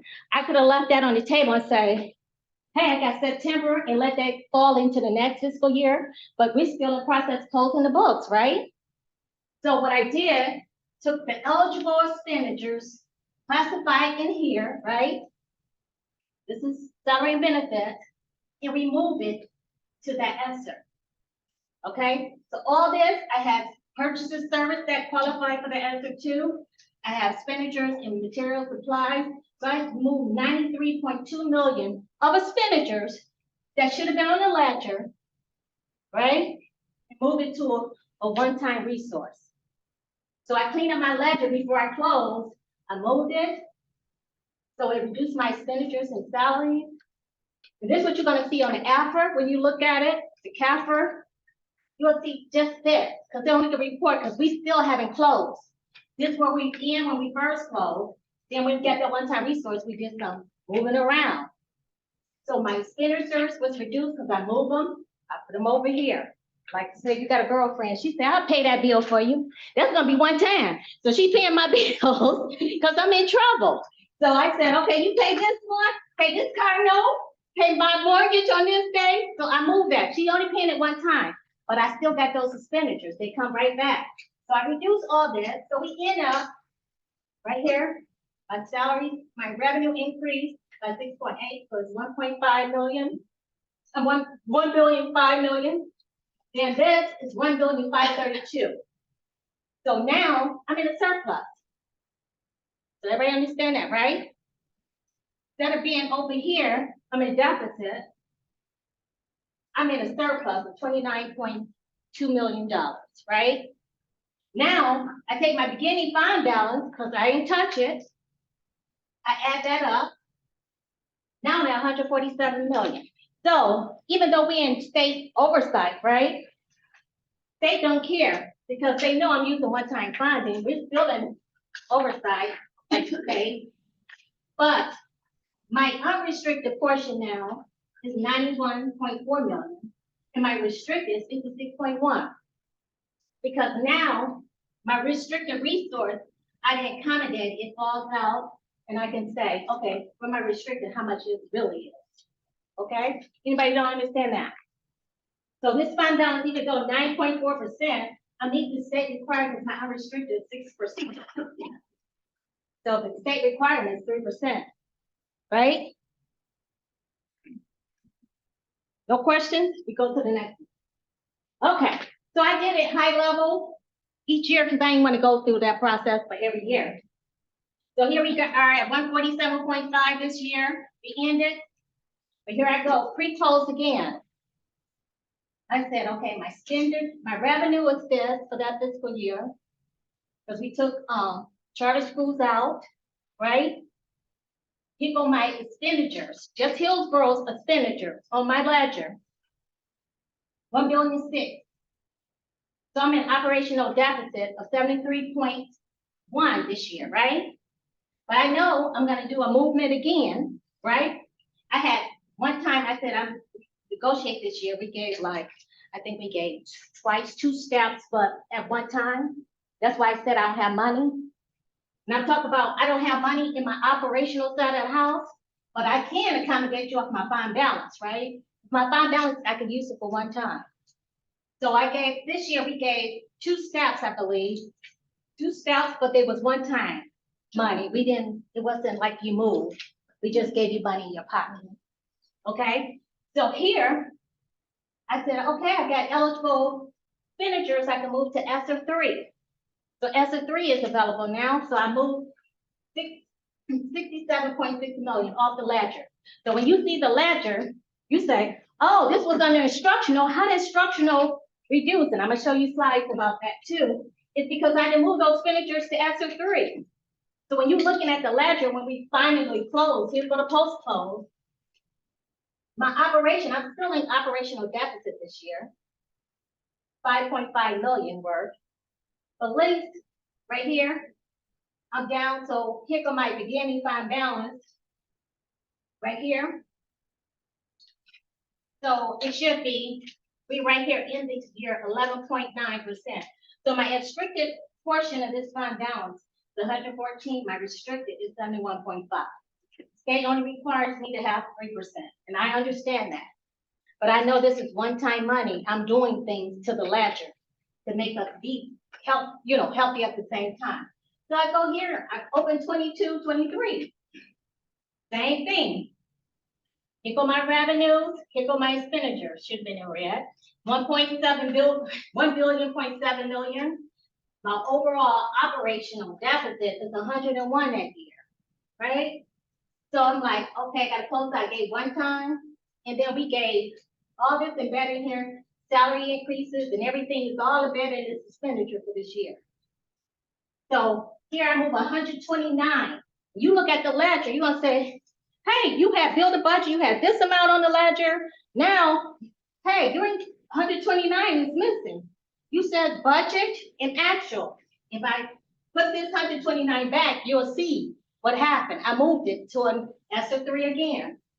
So here I am, reduction, overall, increase. I came out with a surplus this year, 27.3. But see, you see all the time, when I move that expenditures off the general fund, it comes back. So I gotta build my budget with that in mind. I gotta pay everybody out the general fund. And then I could do my movement if I have available resource. So here we are at 19.6. That's how we got there. There's any questions? Now I'm unrestricted. I know it sounds bad to have that amount, but we can do things one time. one-time initiatives, one-time payments, bonuses, whatever we can do. I'm just trying to be healthy, so the state gives me time to correct the system. So my restricted part of this is 76.3 million. Okay, this is a slide that was used. I'm just showing you. This was reported on DOE. This is Hillsborough portions without charter school. So see how that big gap is for each year? And I'm gonna show you on the next slide how we get there, okay? So here goes the operation from DOE, operation on DOE report, because that's all the revenue DOE give me. They take out charter school portion, we pay, it comes through, up to the district, we pay charter school. Then here go our operating revenue, and this is transfer in for capital. And here's my total revenue. See, that's how I got to that total revenue. So this is significant. So this is the same thing I've been showing you. So my total general fund salary and benefits should have been this year, 1,431,000,000, which is 92%. Because if I go back and give the ESSERs, this is what's in there. This ESSER movement, I moved salaries, 79.1 million this year. I moved 67.6 this year, and I moved 129 million that year off the ledger. But if I would have left it on the ledger, this is where we would be. And 92% in salaries and benefits is unacceptable for a district this size. Usually a norm is 82%. Any district, I don't care if you're small, big, I'm talking about the whole system. That means you don't have no money left to do your electrical bills and pay for other things, purchases, service paid for, or supplies and everything. Because your budget is, we're just not people. That's just one part of our resource. This is salary portion. And that's what I've been moving right here. Okay, any question on that slide? Okay, here we go. So you gave us the, this is salaries and benefits of we budget, right? We start with 967. We end up actually spending 911. No, we didn't, because I moved 79 million off. So if I put that 79, get close that 56 down, I'm in operational deficit in that salary category, okay? So if I look like this one, I moved 67.6. I might have resources, but these resources, salary and benefits, when I build a budget, I build it on butts in the seat, that means field position and vacancy. I have to account for vacancy. But what you don't know, if we don't fill those positions, I gotta go for contract service. Did y'all talk about that? Contract services, we need resources in front of students. So I gotta get somebody in front of students, so we go substitute, Kelly service, contract service for ESE, nurses, psychology, all that is coming out this line item. I built it in the vacancies and the salary and benefit because I'm trying to get people. But some of this is for the contracted services, we move it because it can't stay there. The purchases services is contract service. So this year we talking about last year, we said we build it here, and it's 121, 123. I move 129 that you don't see, that's off the ledger. That's how my fund balance got so big. Okay, so you got to see, I'm showing you with your data, show you what you don't see. Because we're doing stuff behind the scenes before we close out the book, okay? All right, our students. Yes, you guys talk about the total unweighted FTE. This is what we project. This is what the actual number, this is the projection year. So we're not gonna really deal with that projection year. But see, the percentage Hillsborough this year, I think this is COVID, before COVID or COVID year, we was at 191,000. We dropped to 182,000 Hillsborough count. Then we coming back up because people are moving in Hillsborough. So we got 188. Now we have 192, we're projecting 195, which out of all of this, we average 87, 85, because charter schools taking their portion of students. And what you don't see is family empowerment scholarship, what we'll talk about, because we don't get the revenues for that. What the state do, they allocate it and they cut that family empowerment right out of our money. So, what's the next one? Okay, you guys asked about ESSER. ESSER, this all the ESSER resource we received. Right here, it's total allocated 492 million. It's allocated in different slots. People, when they write a grant and they give you stuff, they say you gotta spend it for this purpose too. Same with ESSER, right? The finance division, we've been moving. I got allocated 235. I've been moving it. I've been trying to get as much benefit out of that resource as I possibly can to impact that fund balance. So as you can see, we've been using art, music, PE. Indirect is just indirect costs we get by having any grant, right? So we're not gonna count that. Student service and salaries and ESOL salaries. So if you add this up, 38.8 million minus the indirect and this negative, we only got like 30 million left this fiscal year, then I'm gonna move again. So everybody can know that ledger is gonna be reduced by that 30 million, because when I close out this year, this 30 million of expenditures is gonna be moved to the ESSER 3, because that's all I have left. These other ones I have, have one-time initiatives that's supporting the district, but they're not embedded in the system. Anything on ESSERs, I have to put back to the general fund, any expenditures. So anybody got questions about that?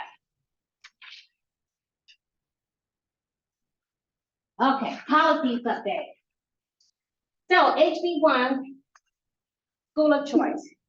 The state roll out this HB1. They allocated to 20,000 students Florida-wide. We don't know what the impact of that gonna happen to Hillsborough. We don't know how many students gonna take that. So right now, we're just waiting for count day. First, it start off with 20,000 in 23, 24.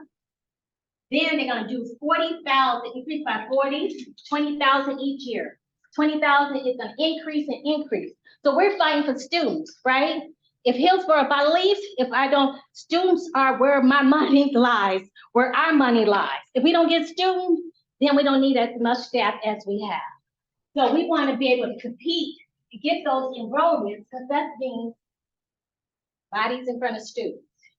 So right now, when states make these change in policies and stuff, they impact us. It impacts our resources too. Okay. So capital. So people say, why don't you move more money from capital? Can't, right? Because capital, keep your HVAC, electrical stuff going on in the system, in the building, the facilities. That's what your capital pay for. And charter school get a portion of it. Now a new policy came out. Charter school already gets 17 million, but now this year, they're gonna get 5.7. Then it's gonna go up at 24, 25, additional to what we already allocated, 11.4.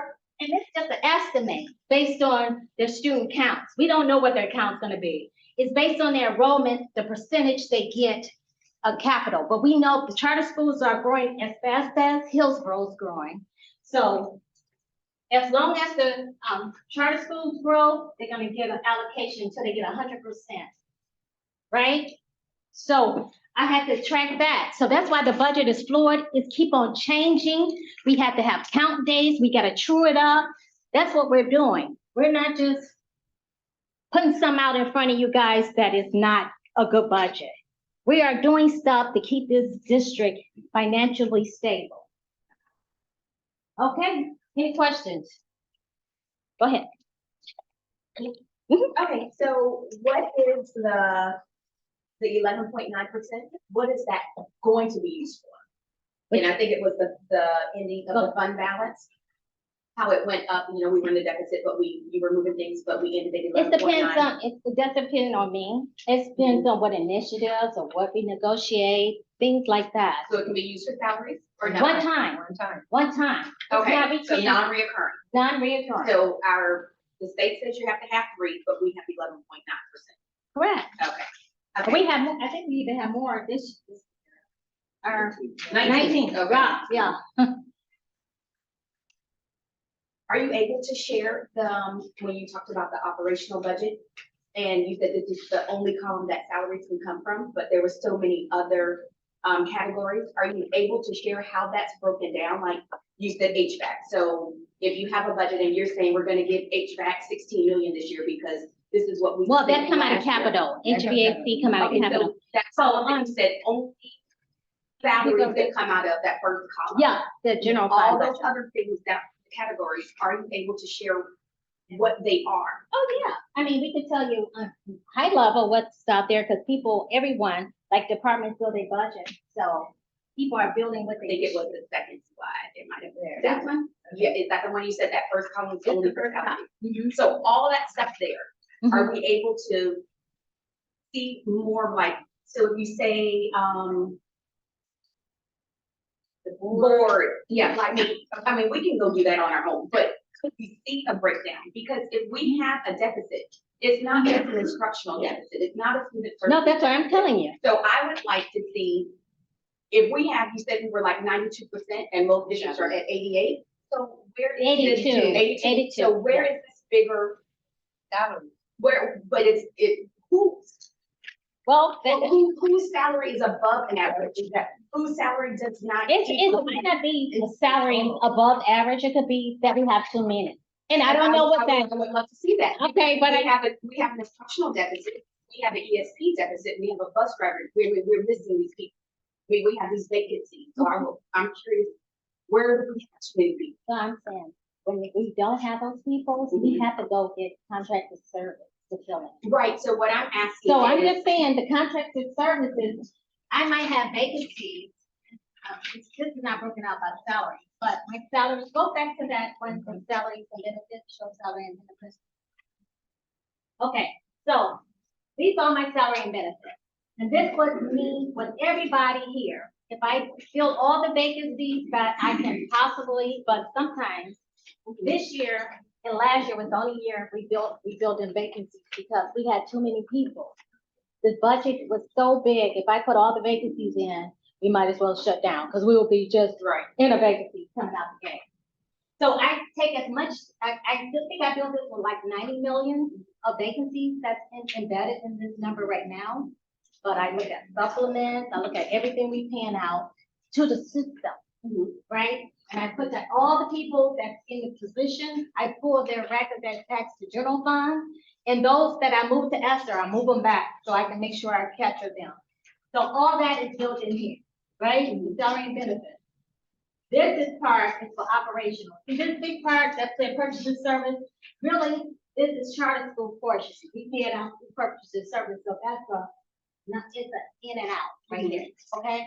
So that purchases service is really not big, that large for us. You take 319 out of that, you'd be close to 120 or 100, that we spend on the district.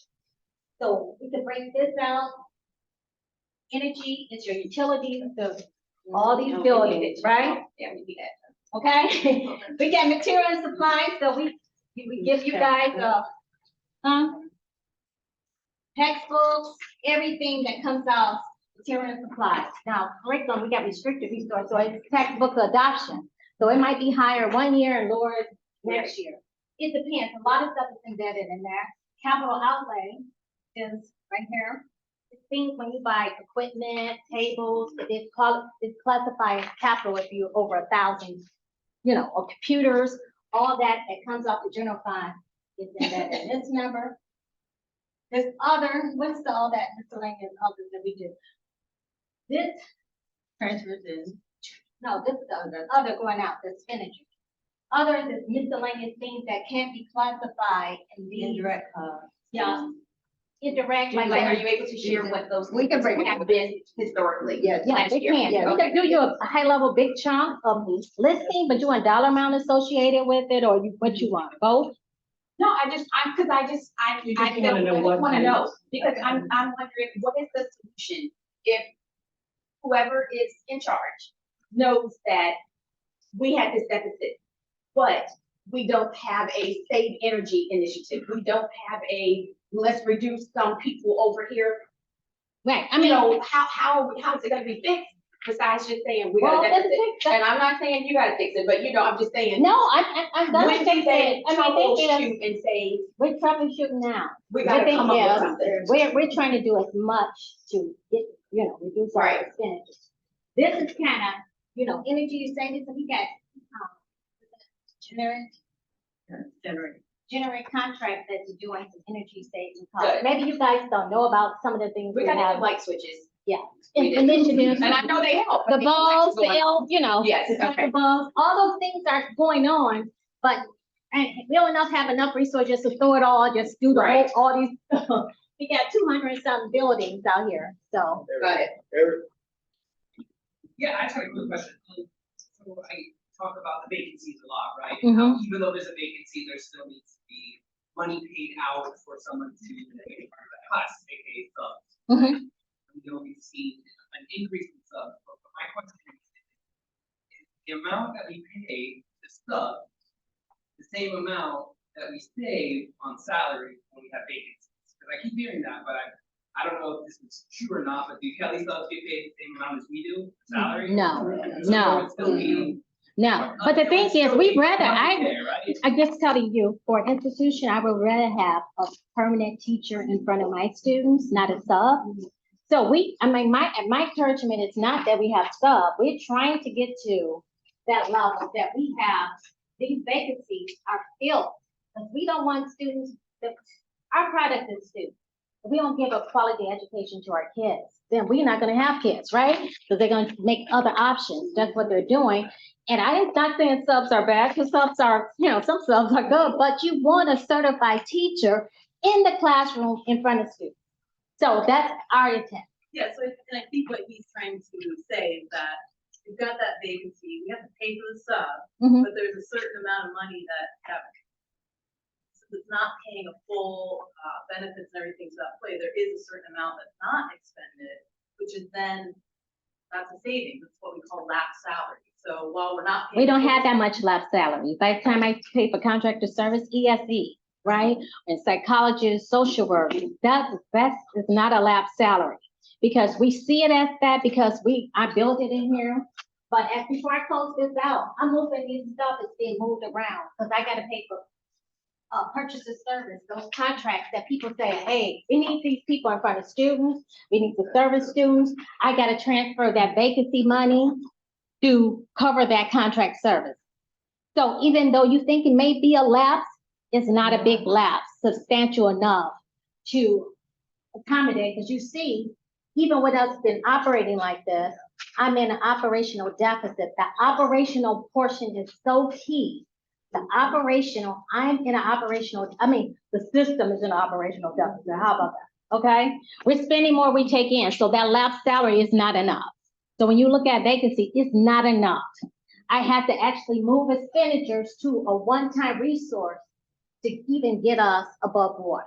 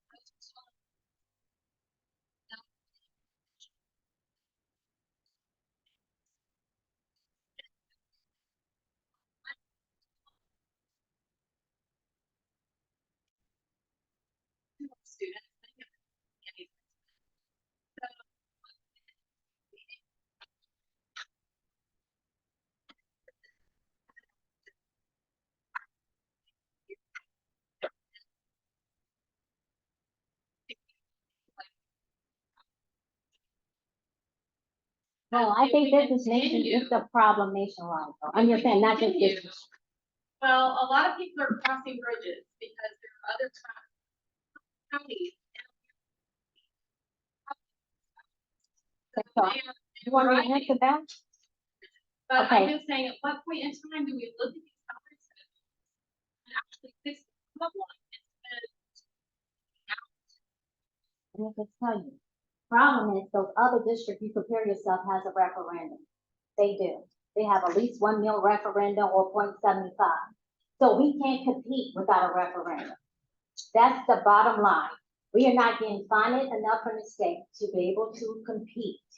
Because based on the resource I get to the state, we're already in trouble. So we need a referendum, so you compare yourself to the neighbor. Do I give you, exhaust all these salaries and hope that we get a referendum? We have to actually get a referendum in this district. That's the revenue resource we need to compete.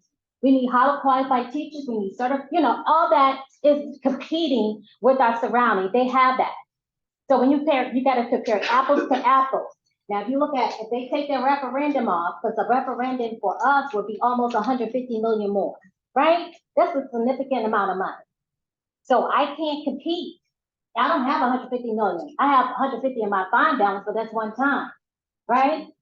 So if I pay people one time, like the summer, you guys got these big, teachers got the big bonus, and we can't do it again. How many people are gonna sign up for summer school, right? It might be hard. I'm not gonna work the summer, I'm gonna get another job.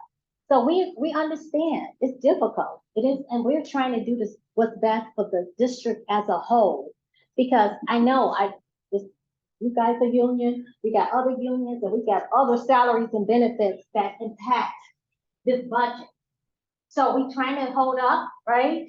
So I'm trying to maintain at the same time, right? But not put the district in a financial hole. And let me tell you, when you go out for a referendum, you're in a financial hole, people are like, oh, you're mismanaging the money. Why should I give you more money to mismanage? So that's a bad sign if we start throwing money and say, we're gonna raise everybody up. And then the taxpayer gonna think you're trying to come to me to fix your budget. And I don't want to be seen like that because the tax manager might be fooled. Yeah, but whenever you're done. Okay. I'm just curious, how high do you intend to, like, when are you going to stop increasing the fund balance? Oh, if I can increase the fund balance, I will keep on, but I don't have no more money to move. I'm just telling you, this is my last year and I show you how much I probably have 30 million left to move. I don't have another resource to move. So I'm looking, as I'm doing that, I'm looking at structural changes too. So things are happening that you don't see that impact the district. A lot of, they say district is too heavy or whatever. We're not filling positions. We put a freeze, we do this, we doing a lot of things. So we're trying to take care of the classroom, people inside the classroom that impact the classroom. We are trying to stay within our means, right? When you get a check, you go outside of your means, you're in trouble. So I'm trying to live within our means as a district. In comparison to the other districts in our state, where are we in relation to our percent of fund balance? Oh, if my fund balance is high, I have no problems to say my fund balance is high because I intentionally move expenditures. That's what happens when you move expenditures, right? But I can't get recurring costs because I'm looking at my operation. Do you operate and say, hey, I'm gonna live beyond my salary, it's gonna catch up? You borrow for Peter, catch Paul, it will catch up with you. You ain't gonna have no savings. So right now, I got a good savings, right? And I'm trying to use it wisely, one-time things. If I put reoccurring things, then it's gonna cause this operational, it's gonna come up here and it's gonna be out of whack. And you wanna do with that with your personal expenditures, or they come and kick you out your house or whatever you have, you can't do it. It come repossess your car, and then you're really in trouble. Oh, I think she was first. So this isn't quite at you, but more of a comment, just because you brought up the referendum. The issue with bringing up a referendum in this situation is the fact that that other referendum would have won, but there were teachers that voted no because they weren't going to fund their own benefit. They weren't gonna, their salary increase. And that's essentially what we're asking for. With the thing that you guys offered, with the deal you guys offered, some of teachers would be making less than if we don't do anything at all. So I don't understand that.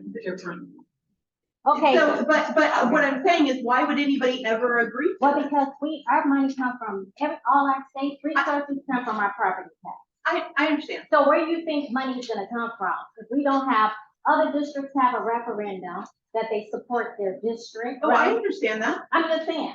So we have to get support from the community if the state is not giving us enough resources. Go ahead. So I'm gonna piggyback on this a little bit. You hear what you're saying regarding the budget and have one time.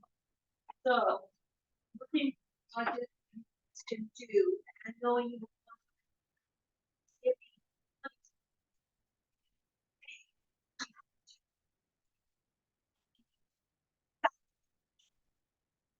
Employees, and they have families, let me tell you, when people get to talking, people vote where their people ask them to vote. So if we were off by less than 600 folks to get that millage in, we can get that up. But we have to show good faith, not just tossing things to, hey, that's what we said. I know we got 19% over here, but this is what we said. We have to do something to speak a little bit sweeter language, and then your folks will vote, and they will get their people to vote. To be fair, that's a little bit outside. Yeah. Not the scope. Okay. We agree. I think everybody agrees with those people.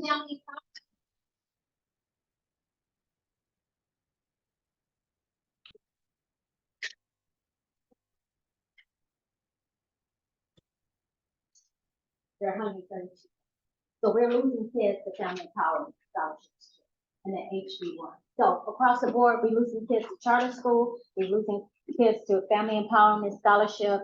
So that's why if our revenue, if these kids come, we'll have that revenue too. So we're losing revenue. So that's that. I hope I answered all the questions. Understand that. Good thing it's 10-minute call. No problem. Move there.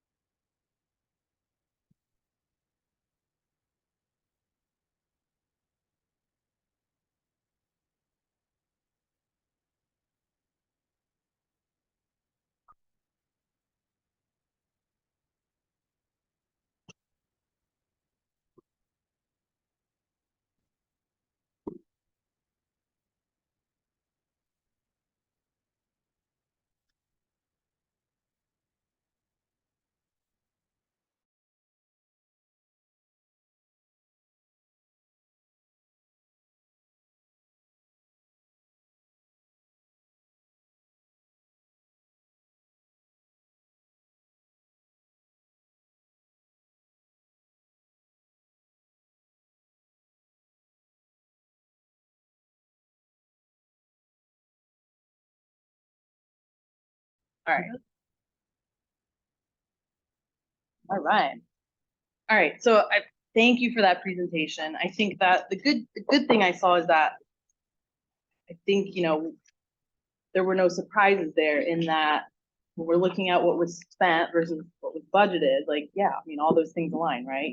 Salaries, benefits, purchase services, materials and supplies. So I just want to ask some clarifying questions. Some of them may be yes, no, some of them may be numbers. We hear a lot about, budgeting, or we got a budget for positions. So my question is, how many positions for instructional are budgeted for? How many, when you build the budget, what is that number? How many do we budget for? Okay, that's okay. No. Okay.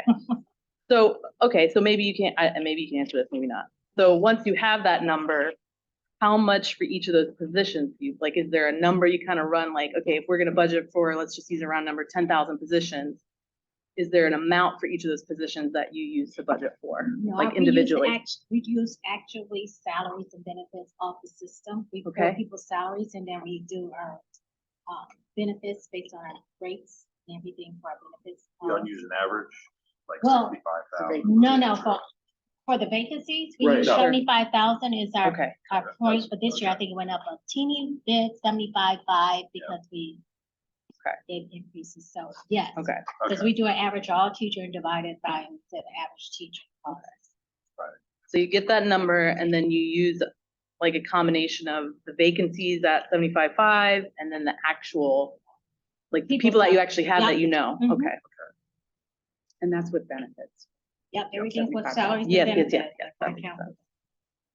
Okay, and we'll kind of ask the tied question to the how many positions, and just to be clear that when this budget is built, when we look at instructional, 5,000, when we go to the 100 object of salaries, that's our traditional public school teachers, right? Is that correct?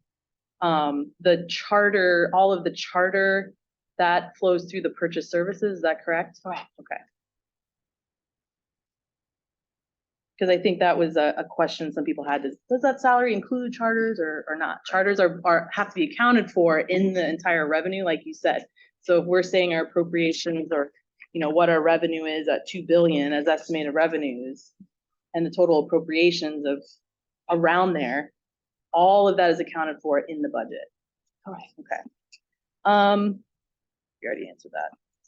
So we talked a lot about student enrollment, and I snapped a picture of your slide. I know you guys will share that. Yeah. We'll send it to you. When we're hearing 1,500, we're down 1,500 approximately.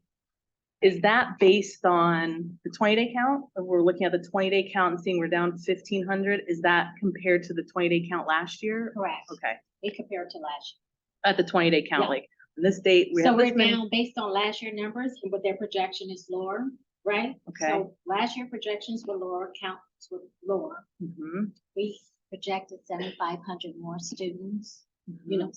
the 234 minus the 227 that we have in our FFP, because I saw you Mhm. with that sheet, right? Yep. So we're expecting, if we're gonna grow, we should be able to look, do a snapshot from last year and say we're growing, day by day, but those roads down in charter schools side. Right.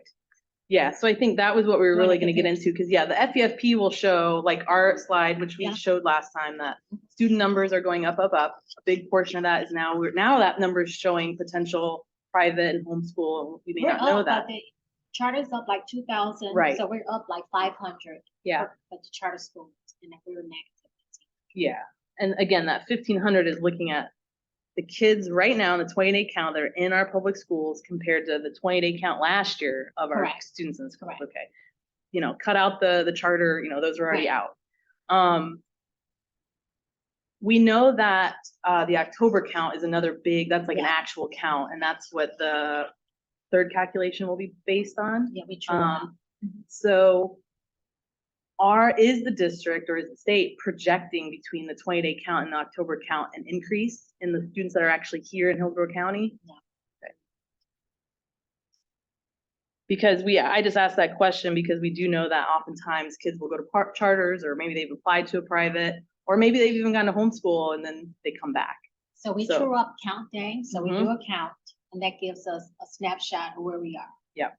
Then sometimes charter school kids come back after the count day, so we don't Get it. pick them up until the next Right. count.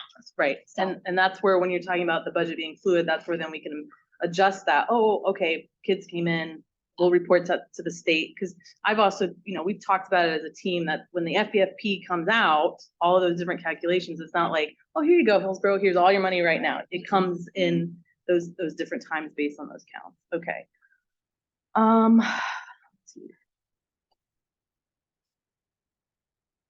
Okay, I know you kind of went over this and there was a lot on the Mhm. screen, and we had this question.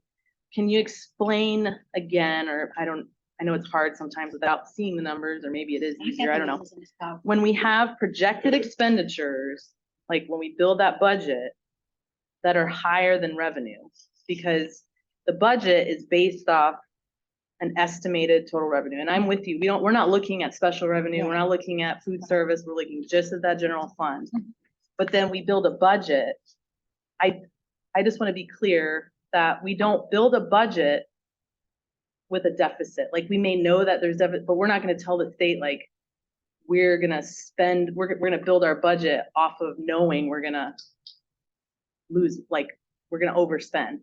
Don't you have to adopt and approve a balanced budget that you do not have to provide to the state? No, we don't have the budgetal numbers to make it balanced. I just gotta show the impact. We really supposed to show the impact of our proposed budget, even if it's reducing our fund balance. Okay.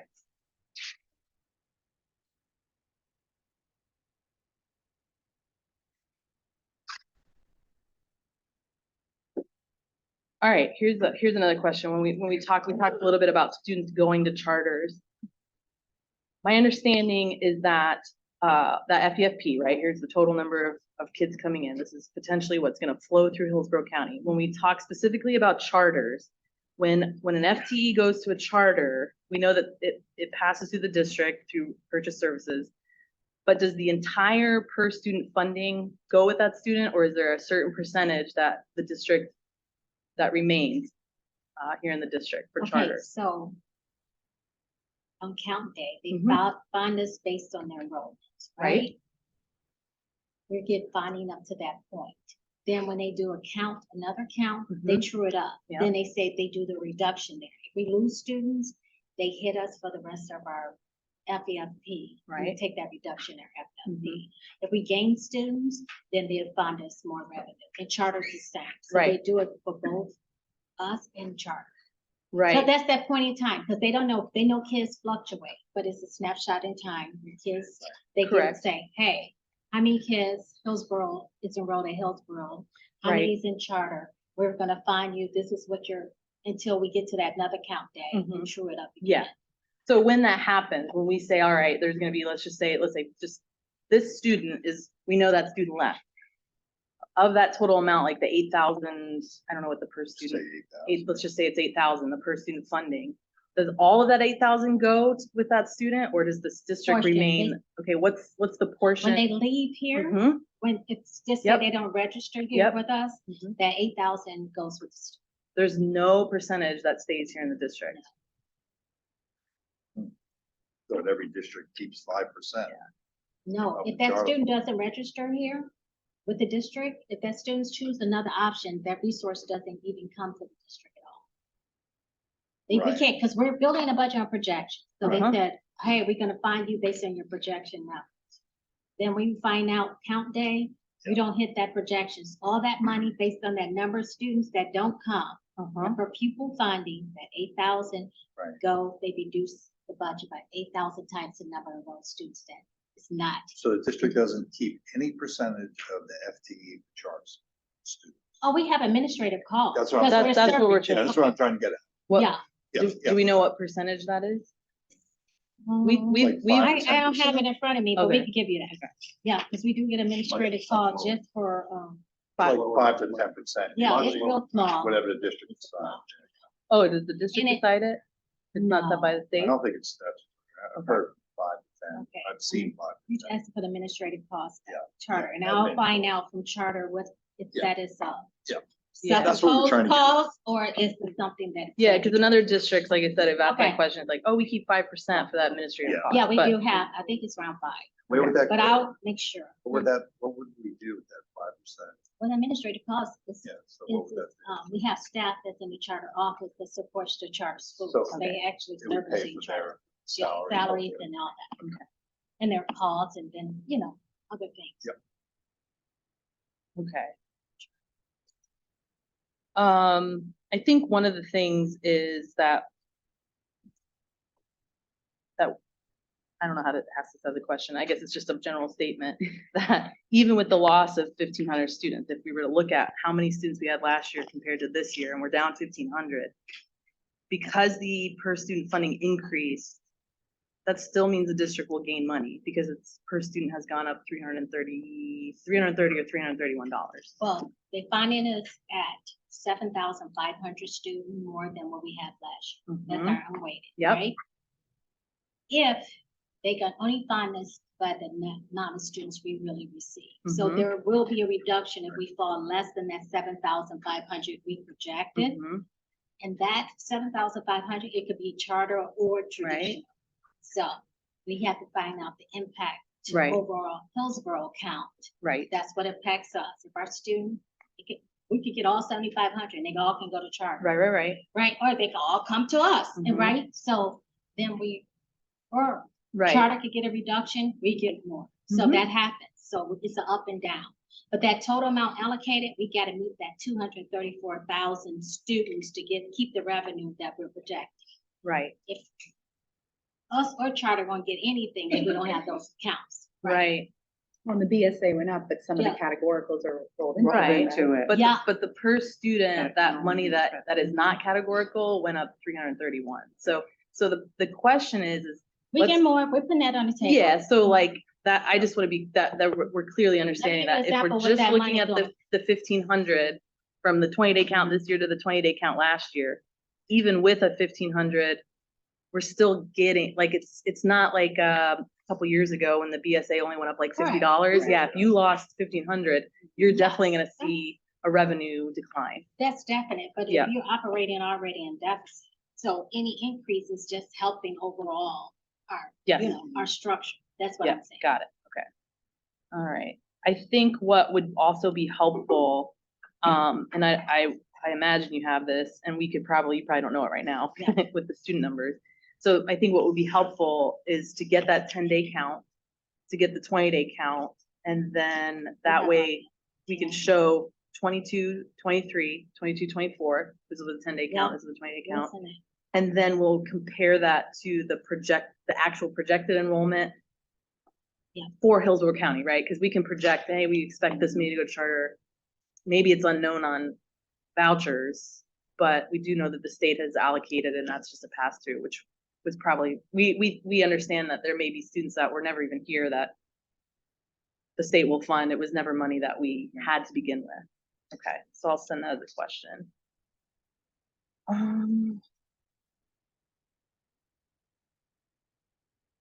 Okay, so what is the, like, you talked a little bit about things that we're doing behind the scenes, and I think that leads into this question of what are some of the marketing strategies that we're doing now to like get those kids from charter into public school. So I don't know if that may not be a you question, Yes, sir. but anyone want to Fine. speak to kind of like what are those strategies going on right now, so we can understand, because I think it's important when we get those questions like they're leaving, but what are we doing to get For those kids? students, so that's Yep. all my team does. So I Mhm. have a team that's out in schools every day. Doing videos. Get in there to talk about the great teaching that's going on, the programs that we have going on. We have Choice Magnet coming up, so we're gonna have a whole marketing campaign for Choice Magnet. Did a very large marketing campaign over the summer to recruit teachers and bus drivers, and spent money on that because I actually don't have a budget in marketing. Yeah. Just so you know that. So everything I do, for the most part, has to be what we have, the resources we have. So our social media, our website, local media, newsletters that we put out. So those are the things that I'm doing, but my team every day is in schools, showing the great things that are going on in our schools, you know, awards that we're getting. We're working on our websites, because our websites with our, we have marketing action leads, one in every school. And so we're working with them to try to get the websites where they're looking good. And so when people go right onto the website when they're new, they can actually see what's going on at the school and maybe decide they want to go there. So everything I do for the most part has to be free because I don't have a marketing budget. But we did get some money over the summer to do the teacher and bus driver. Cool. So then as you're doing all those things, is there a way that we're able to track that impact, like the flow of, okay, so this is the protection of the charter kids, the charter that left, and then the impact of that marketing when they come back? Do we track that at all? Well, I mean, when I did a marketing campaign, I don't think it was last December, but summer before, after actually December, coming out of COVID, we spent like $75,000 on it, and we got, I think, about $1 million worth of kids coming back. Okay. So I mean, you can't say necessarily that's all from marketing, but we like to take credit for it. Sure.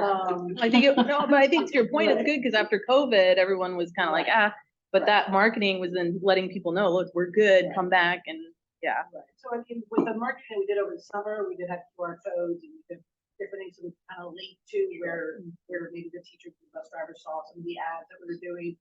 We did things at Tampa International Airport. We had ads going up. We had the city kiosks with ads. We had airport ads in other states that we went through. So we were trying to market not just to our local people here, we have a lot of the great talent, but even in other states, if people might want to come down to the sunshine.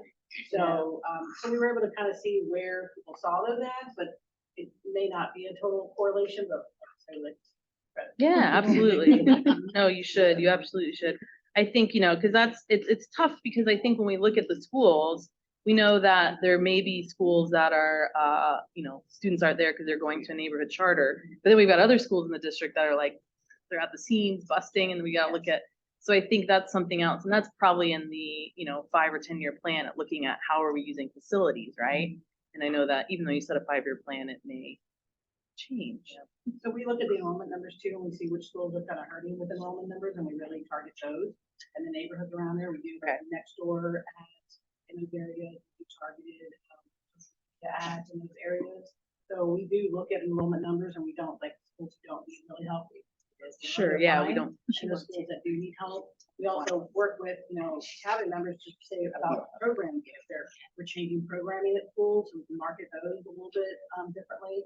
So we do different things to try to get either new programming in schools or at least to highlight those programs that are maybe something, someone doesn't know about. Yeah, well, thanks for that.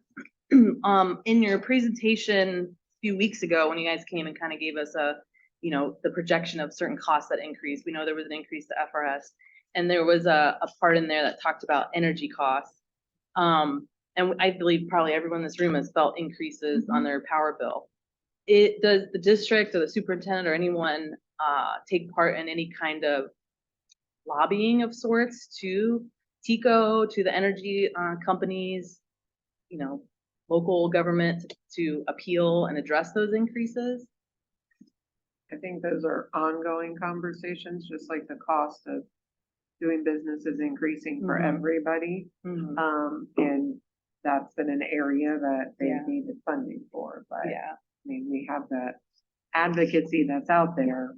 Ultimately, we're still at the will of. Yeah, I just know that Percentage of increases are that we still have to pay and. I've had some experience in the past where those boards meet TECO or whoever, and the district is there saying, look, this is killing us when you raise these rates. So I just want to make sure that that's still going on.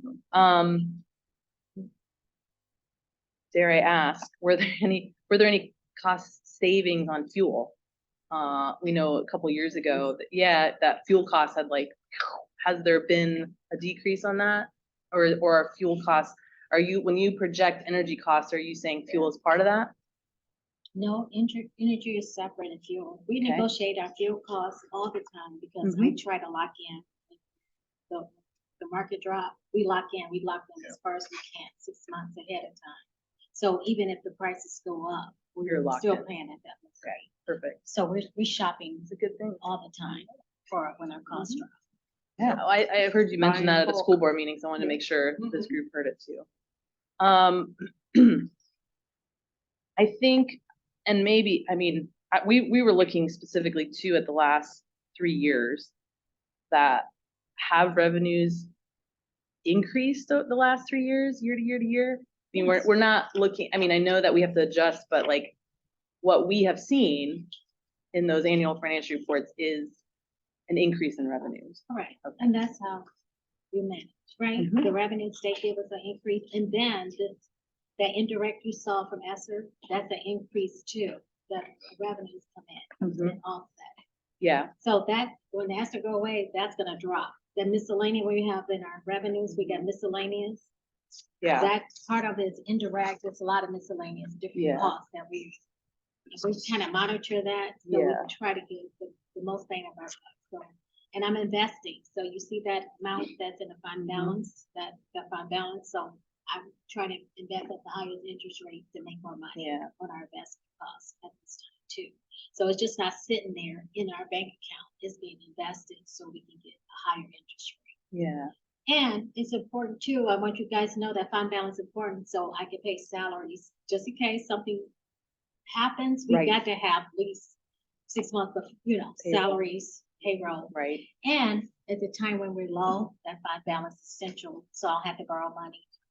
Get it going out for 10. So those are some things I didn't say when I presented, but those are important that we have money in our fund balance. You don't have to go and borrow money at a higher rate. Yeah.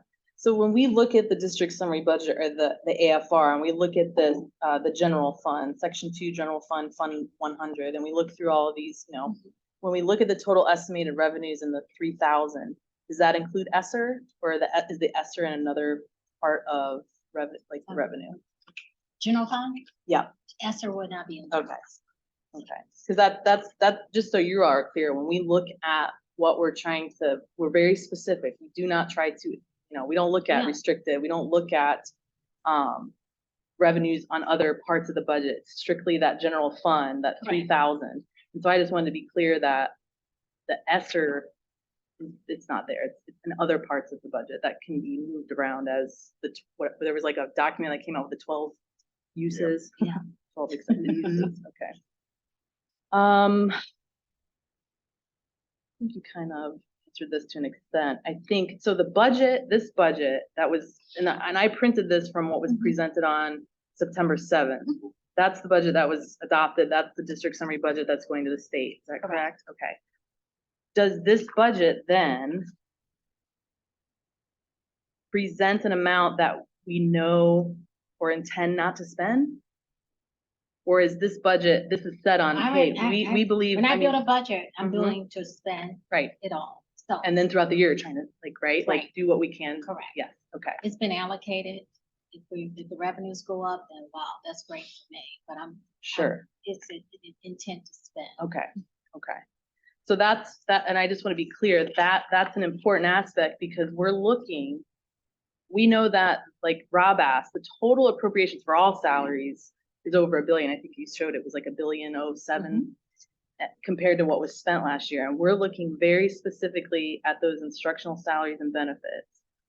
And, you know, that was that piece that if it's intended to be spent, you know, it may not be based on vacancies.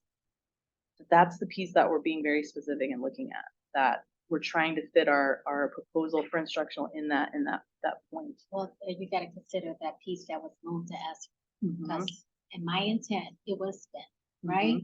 Then I moved it to us, so that expenditure happened, but you ain't gonna see it in effort because they not gonna report, they report on actual, what's on the ledger at the Okay, time.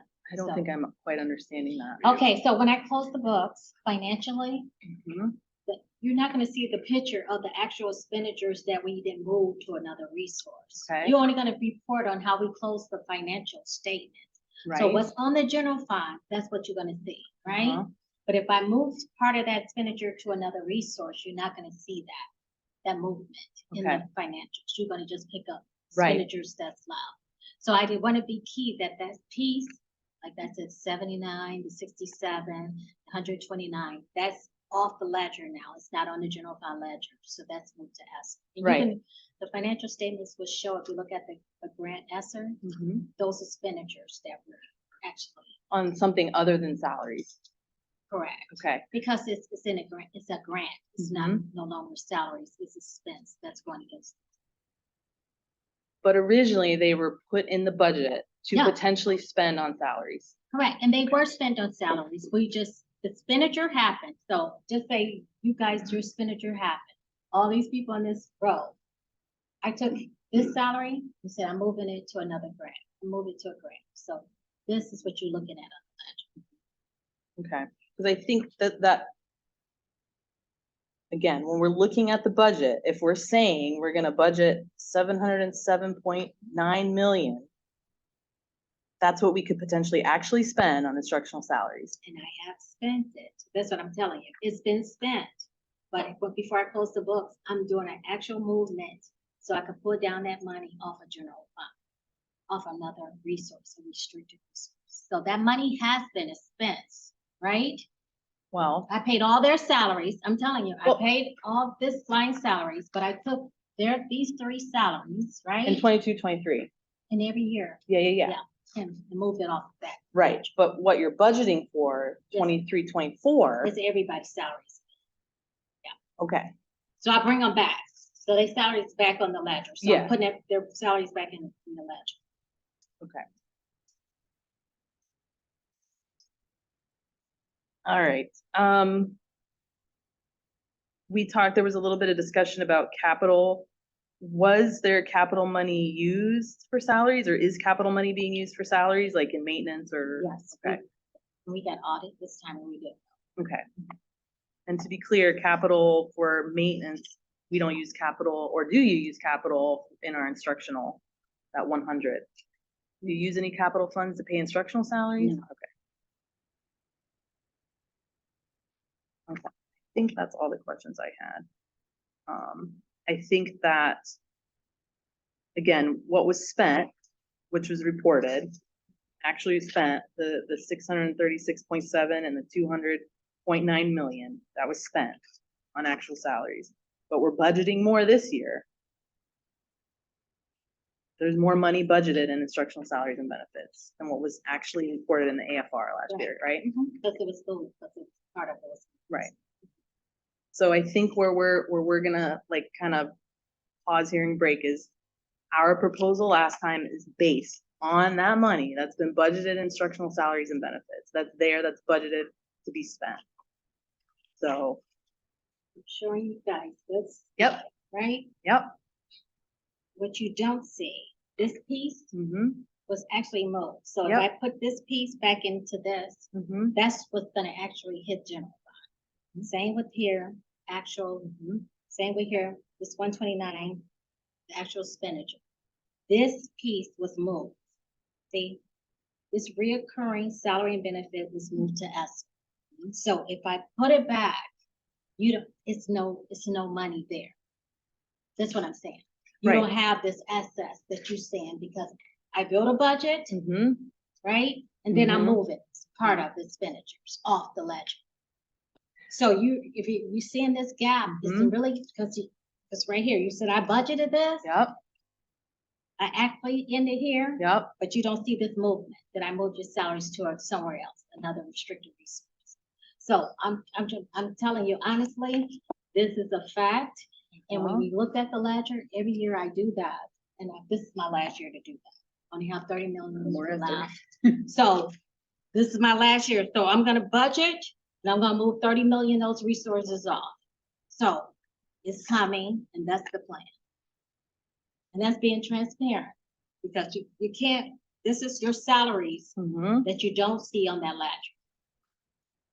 That was budget. Mm-hmm. So 30 million of the money that's budgeted, 5,100 will be coming out. Correct. That's the plan. So- I'm gonna move that up. Okay, so we look at the number and then we just take 30 million out. Correct. So from 707, subtract 30 million, 77.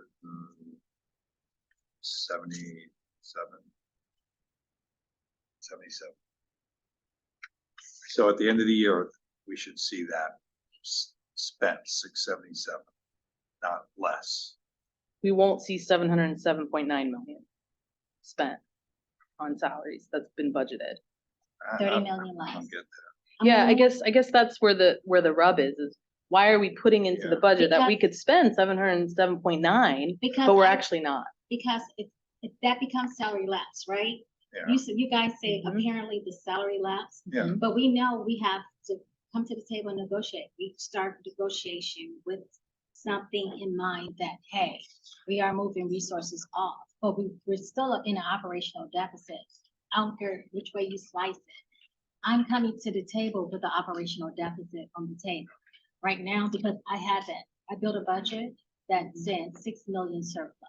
Mhm. And I'm intending to spend all that 6 million. If I could fill the capacity of my vacancies, I'm planning to fill. If I was at capacity, that means if I fill all my vacancies, right?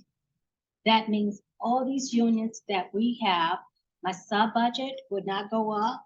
My sub budget is built based on, hey, we got to have substitutes. Mhm. Then we look at capacity first, what we allocated, then we move money from, hey, we have too many vacancies. We need subs in the classroom, so I gotta move it from salaries and benefits to substitute. Same thing, I might have psychologists, nurses, or whatever. They can have contract service, because we need those individuals. I move it from salary and benefits, so it might not end up exactly as you see, it might be more than 30, because I'm moving. I'm telling you, the budget is fluid, we start, Yeah. the vacancies embedded, so I'm moving it around too. Mhm. So I can't tell you exactly 30, but I know I'm gonna move 30 into this. Yeah, because I think, then when we talk about contracted services, that should be is that budgeted for in purchase services? Correct. Okay. But I'm saying, we have to look, they build it based on employees, we try to hire employees, right? Right. So we're gonna have contracts that goes to the board all the time during the year, but I gotta see, do they have vacancies in those positions to Right. cover those contracts? Because they don't have that money in their budget They just ain't got like 30 million or 10 million sitting around in their budget, just waiting, saying, I need this.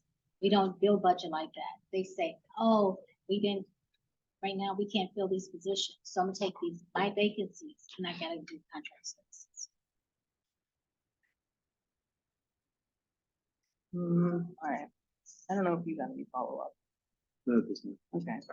So I think that's, some of these things are interesting to me because I've not heard these things before, like, passing a budget based on a deficit spending budget. I've never heard that. So I think that's a new thing for me.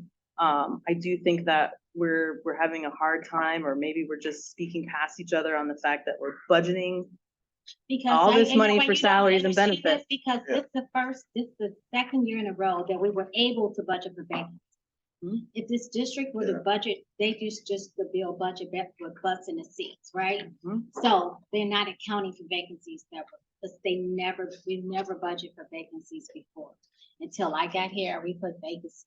We were told all the time that that's what we were budgeting Oh my for, right? God, yeah. No, so I mean, That's thing that's is- before you, so it's not yeah, you. so my thing is, it never happened before. Right. So when I build the budget, I have to account for those vacancies. And we'll get that number on what we're budgeting for. That was our very first question, so we'll And get that. you'll list of the questions? Yeah. Yeah, I said 90 million, but I know I got a contract that's coming across from ESC that's gonna reduce that. But you have some position. Yeah.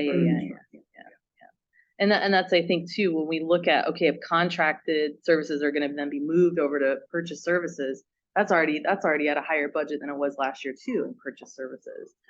So, I mean, which we don't look at, because we know that, hey, you got a budget for purchase services, right? Contracts and things like that. So your purchase services last year, the AFR reported 308 million.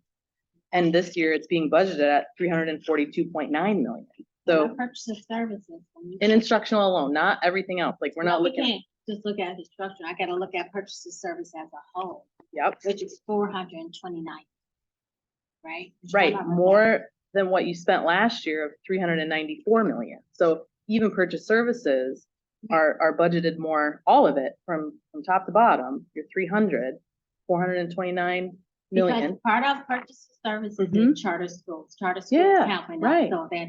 increases it too. Yeah. And I think, but that's where we're looking at all those different things, instructional staff Yeah. services, I mean, all of those things. So at the same time, we're over budgeting and purchase service, or I don't say over budgeting, but budgeting more than what we spent last year. Same with salary. So I think, all of those, I mean, I know that they are in your presentations showing, like this is what our appropriations for all of salaries, all of benefits, all of purchase services, all of energy services, all of materials and supplies, all of capital lay, all of other. And if you look at historically, if you even go to Mhm. the historical, we budget for some, because I always do a variance analysis on that. What was my actual expenditures? Right, And all this been tracking up. yes. So I'm just saying, not just salaries and benefits. Yeah, I mean, the It's total, been going up, the total, the ex- budget. yes, been going up agreed. as a whole. The total expenditures for 22-23. This is all those things. Mhm. From top, from Yeah. instructional down to community, last year was 1.8 billion, 1.89 billion. This year, what the budget is built on, 2.058 billion. So all of those things are budgeting for more. And I believe what you've done the last 3 years in your position you've shown that you are building that budget off those revenues that are increasing. It's not a deficit budget. I think what you're passing is a budget that we're able to spend, we're able to do it within the money that we believe we're getting. I mean, so that's where I think when we talk about operational deficit, like you are budgeting for money that you believe is gonna come. I mean, I believe that's how you would budget it. Because I can't do that, because I got several departments, so when I sit down with the departments, I ain't trying to get departments to even cut some of their budget. Sure, But the costs are associated with department is salary, mostly it's salary and benefits, but then it's services.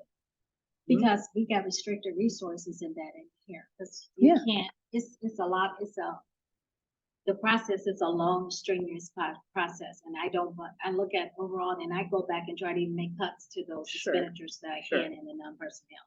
But electrical energy costs is energy costs. Some of these things just, I can't make reductions at all. All right, well, I appreciate all the answers. I think we'll send you the list of things that were hard to get, right? Right. And how do we know those numbers right off the top of the head? Right. So I think we're gonna stick on our last proposal. Like, as we said last time, we're not able to counter ourselves.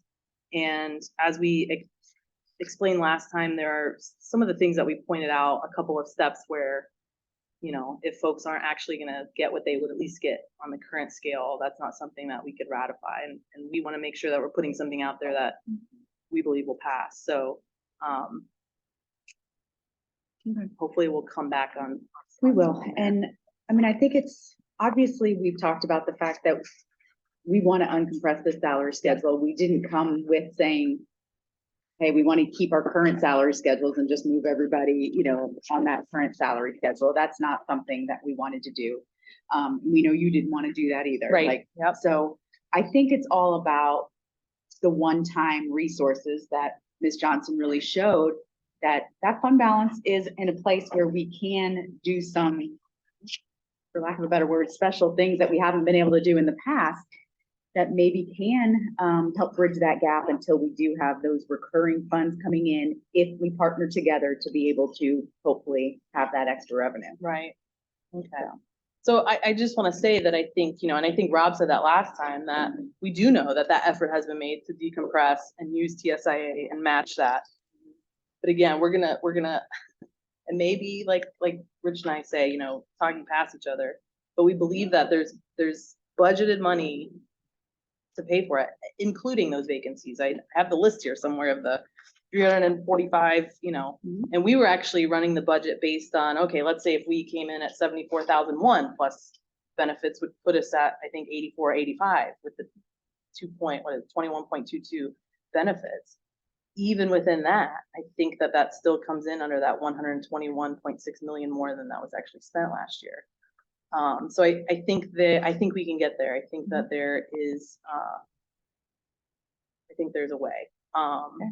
So we hope that we'll set some dates so that we can actually Sounds come good. back. I know that, over the next 2 to 3 weeks, if we can be very aggressive and schedule, because we got a lot of language to get through. We do. I think there was a lot today that could be easily, TA'd pretty quickly but there are a couple things that I know that are also dependent on salary, may alleviate some of the other things, because I think the overall goal, and I would share this with the superintendent, that to recruit and retain, to keep people staying here from leaving, our overall long-term strategy must be raising that salary so we keep people here.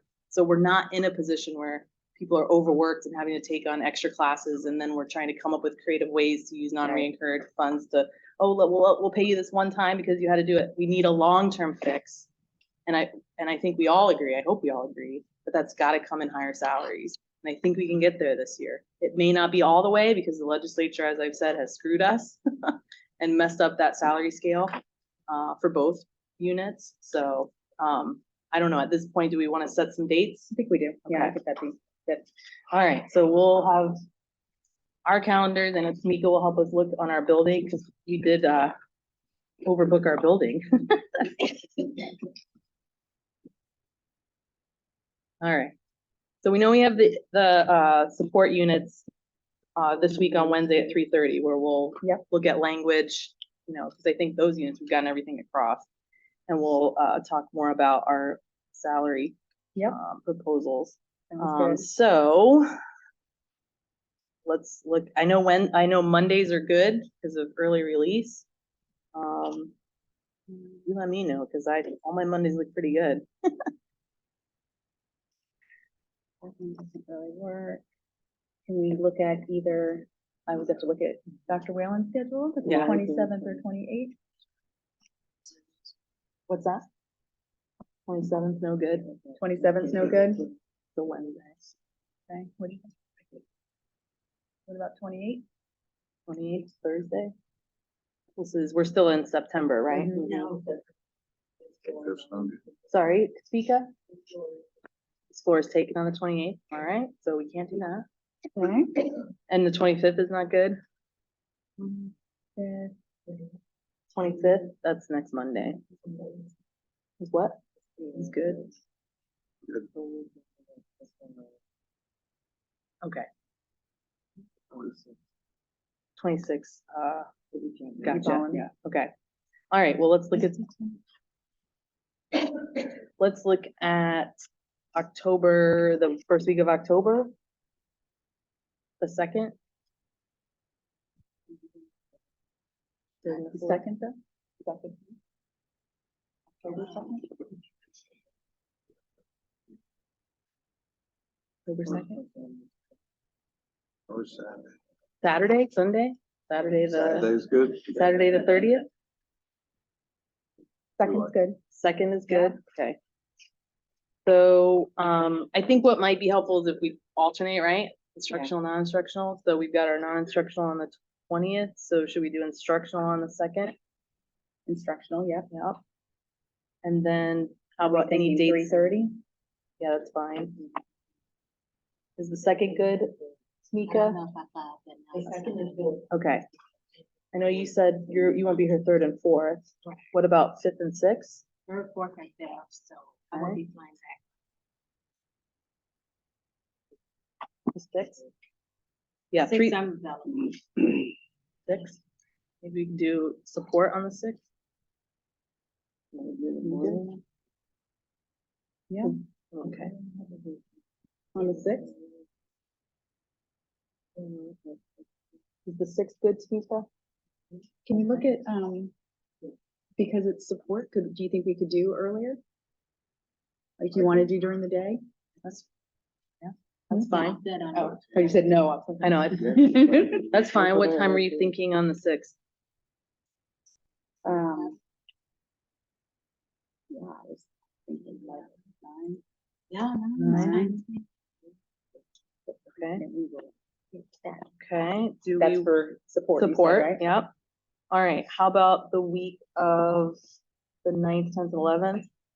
The 12th through the 3rd, through the end of that week, we won't be available, but Tamika, how does the 9th look?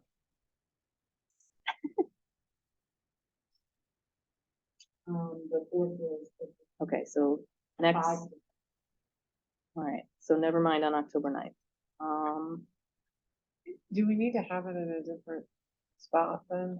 Yeah, I mean, we could We always, could look at getting a room at the ISC. too. Okay, I So mean, it doesn't. just put October Really? 2nd. I think if we're available on the 9th, Well, then do we want to go back to Yeah, the the earlier, because there was something you. Oh, the guys earlier? couldn't do 28th? here, Yeah. We want Okay. to look at? September 28th. That's a Thursday. We don't have the building, right? The 28th is booked here. Is that, okay, So so, we could look at something at ISC. sure. And I think, I know we had mentioned alternating, but I think it might be wise for us to do 2 sessions For of instructional. 'cause we've got so instructional, much because we have contract. so much more to do. Okay, I'm feeling confident that we're gonna get a lot of ESP done on Wednesday, I think so. I mean, I think because we've already TA'd a lot of Yeah. things, so I think the 28th for instructional, that is a Thursday. it is. What time? Same time, 3:30? Mhm. Okay, 28. yes, yes. Find a room. Okay, so we got the 28th instructional, 2nd instructional, 3:30. Yeah. 6th ESP at 9. Do we want to look at the 9th? Pass over the second. Yeah, the 2nd. All right, so we have the 28th, the 2nd. And the 6th. You think we're good? Want to start there? We could start there, and then when we meet, we can look at, I think that might okay. be good. all right. Yes, so we have September 28th, Thursday, instructional at 3:30 at the ISC. And they'll let us know exactly where we'll Yeah. go. Then we have October 2nd, which is a Monday, instructional here at HCTA at 3:30. Then we have October 6th, which is a Friday, here at HCTA for the ESP at 9 a.m. And then we will, when we meet, Correct. We'll be able to see our we'll see progress. where we're at with the ESPs, and then we'll Yeah. look at where we are. Yeah. So, All right, all right, that's good. yeah, Good. thank you all. Thank you. Be safe out there. Yes.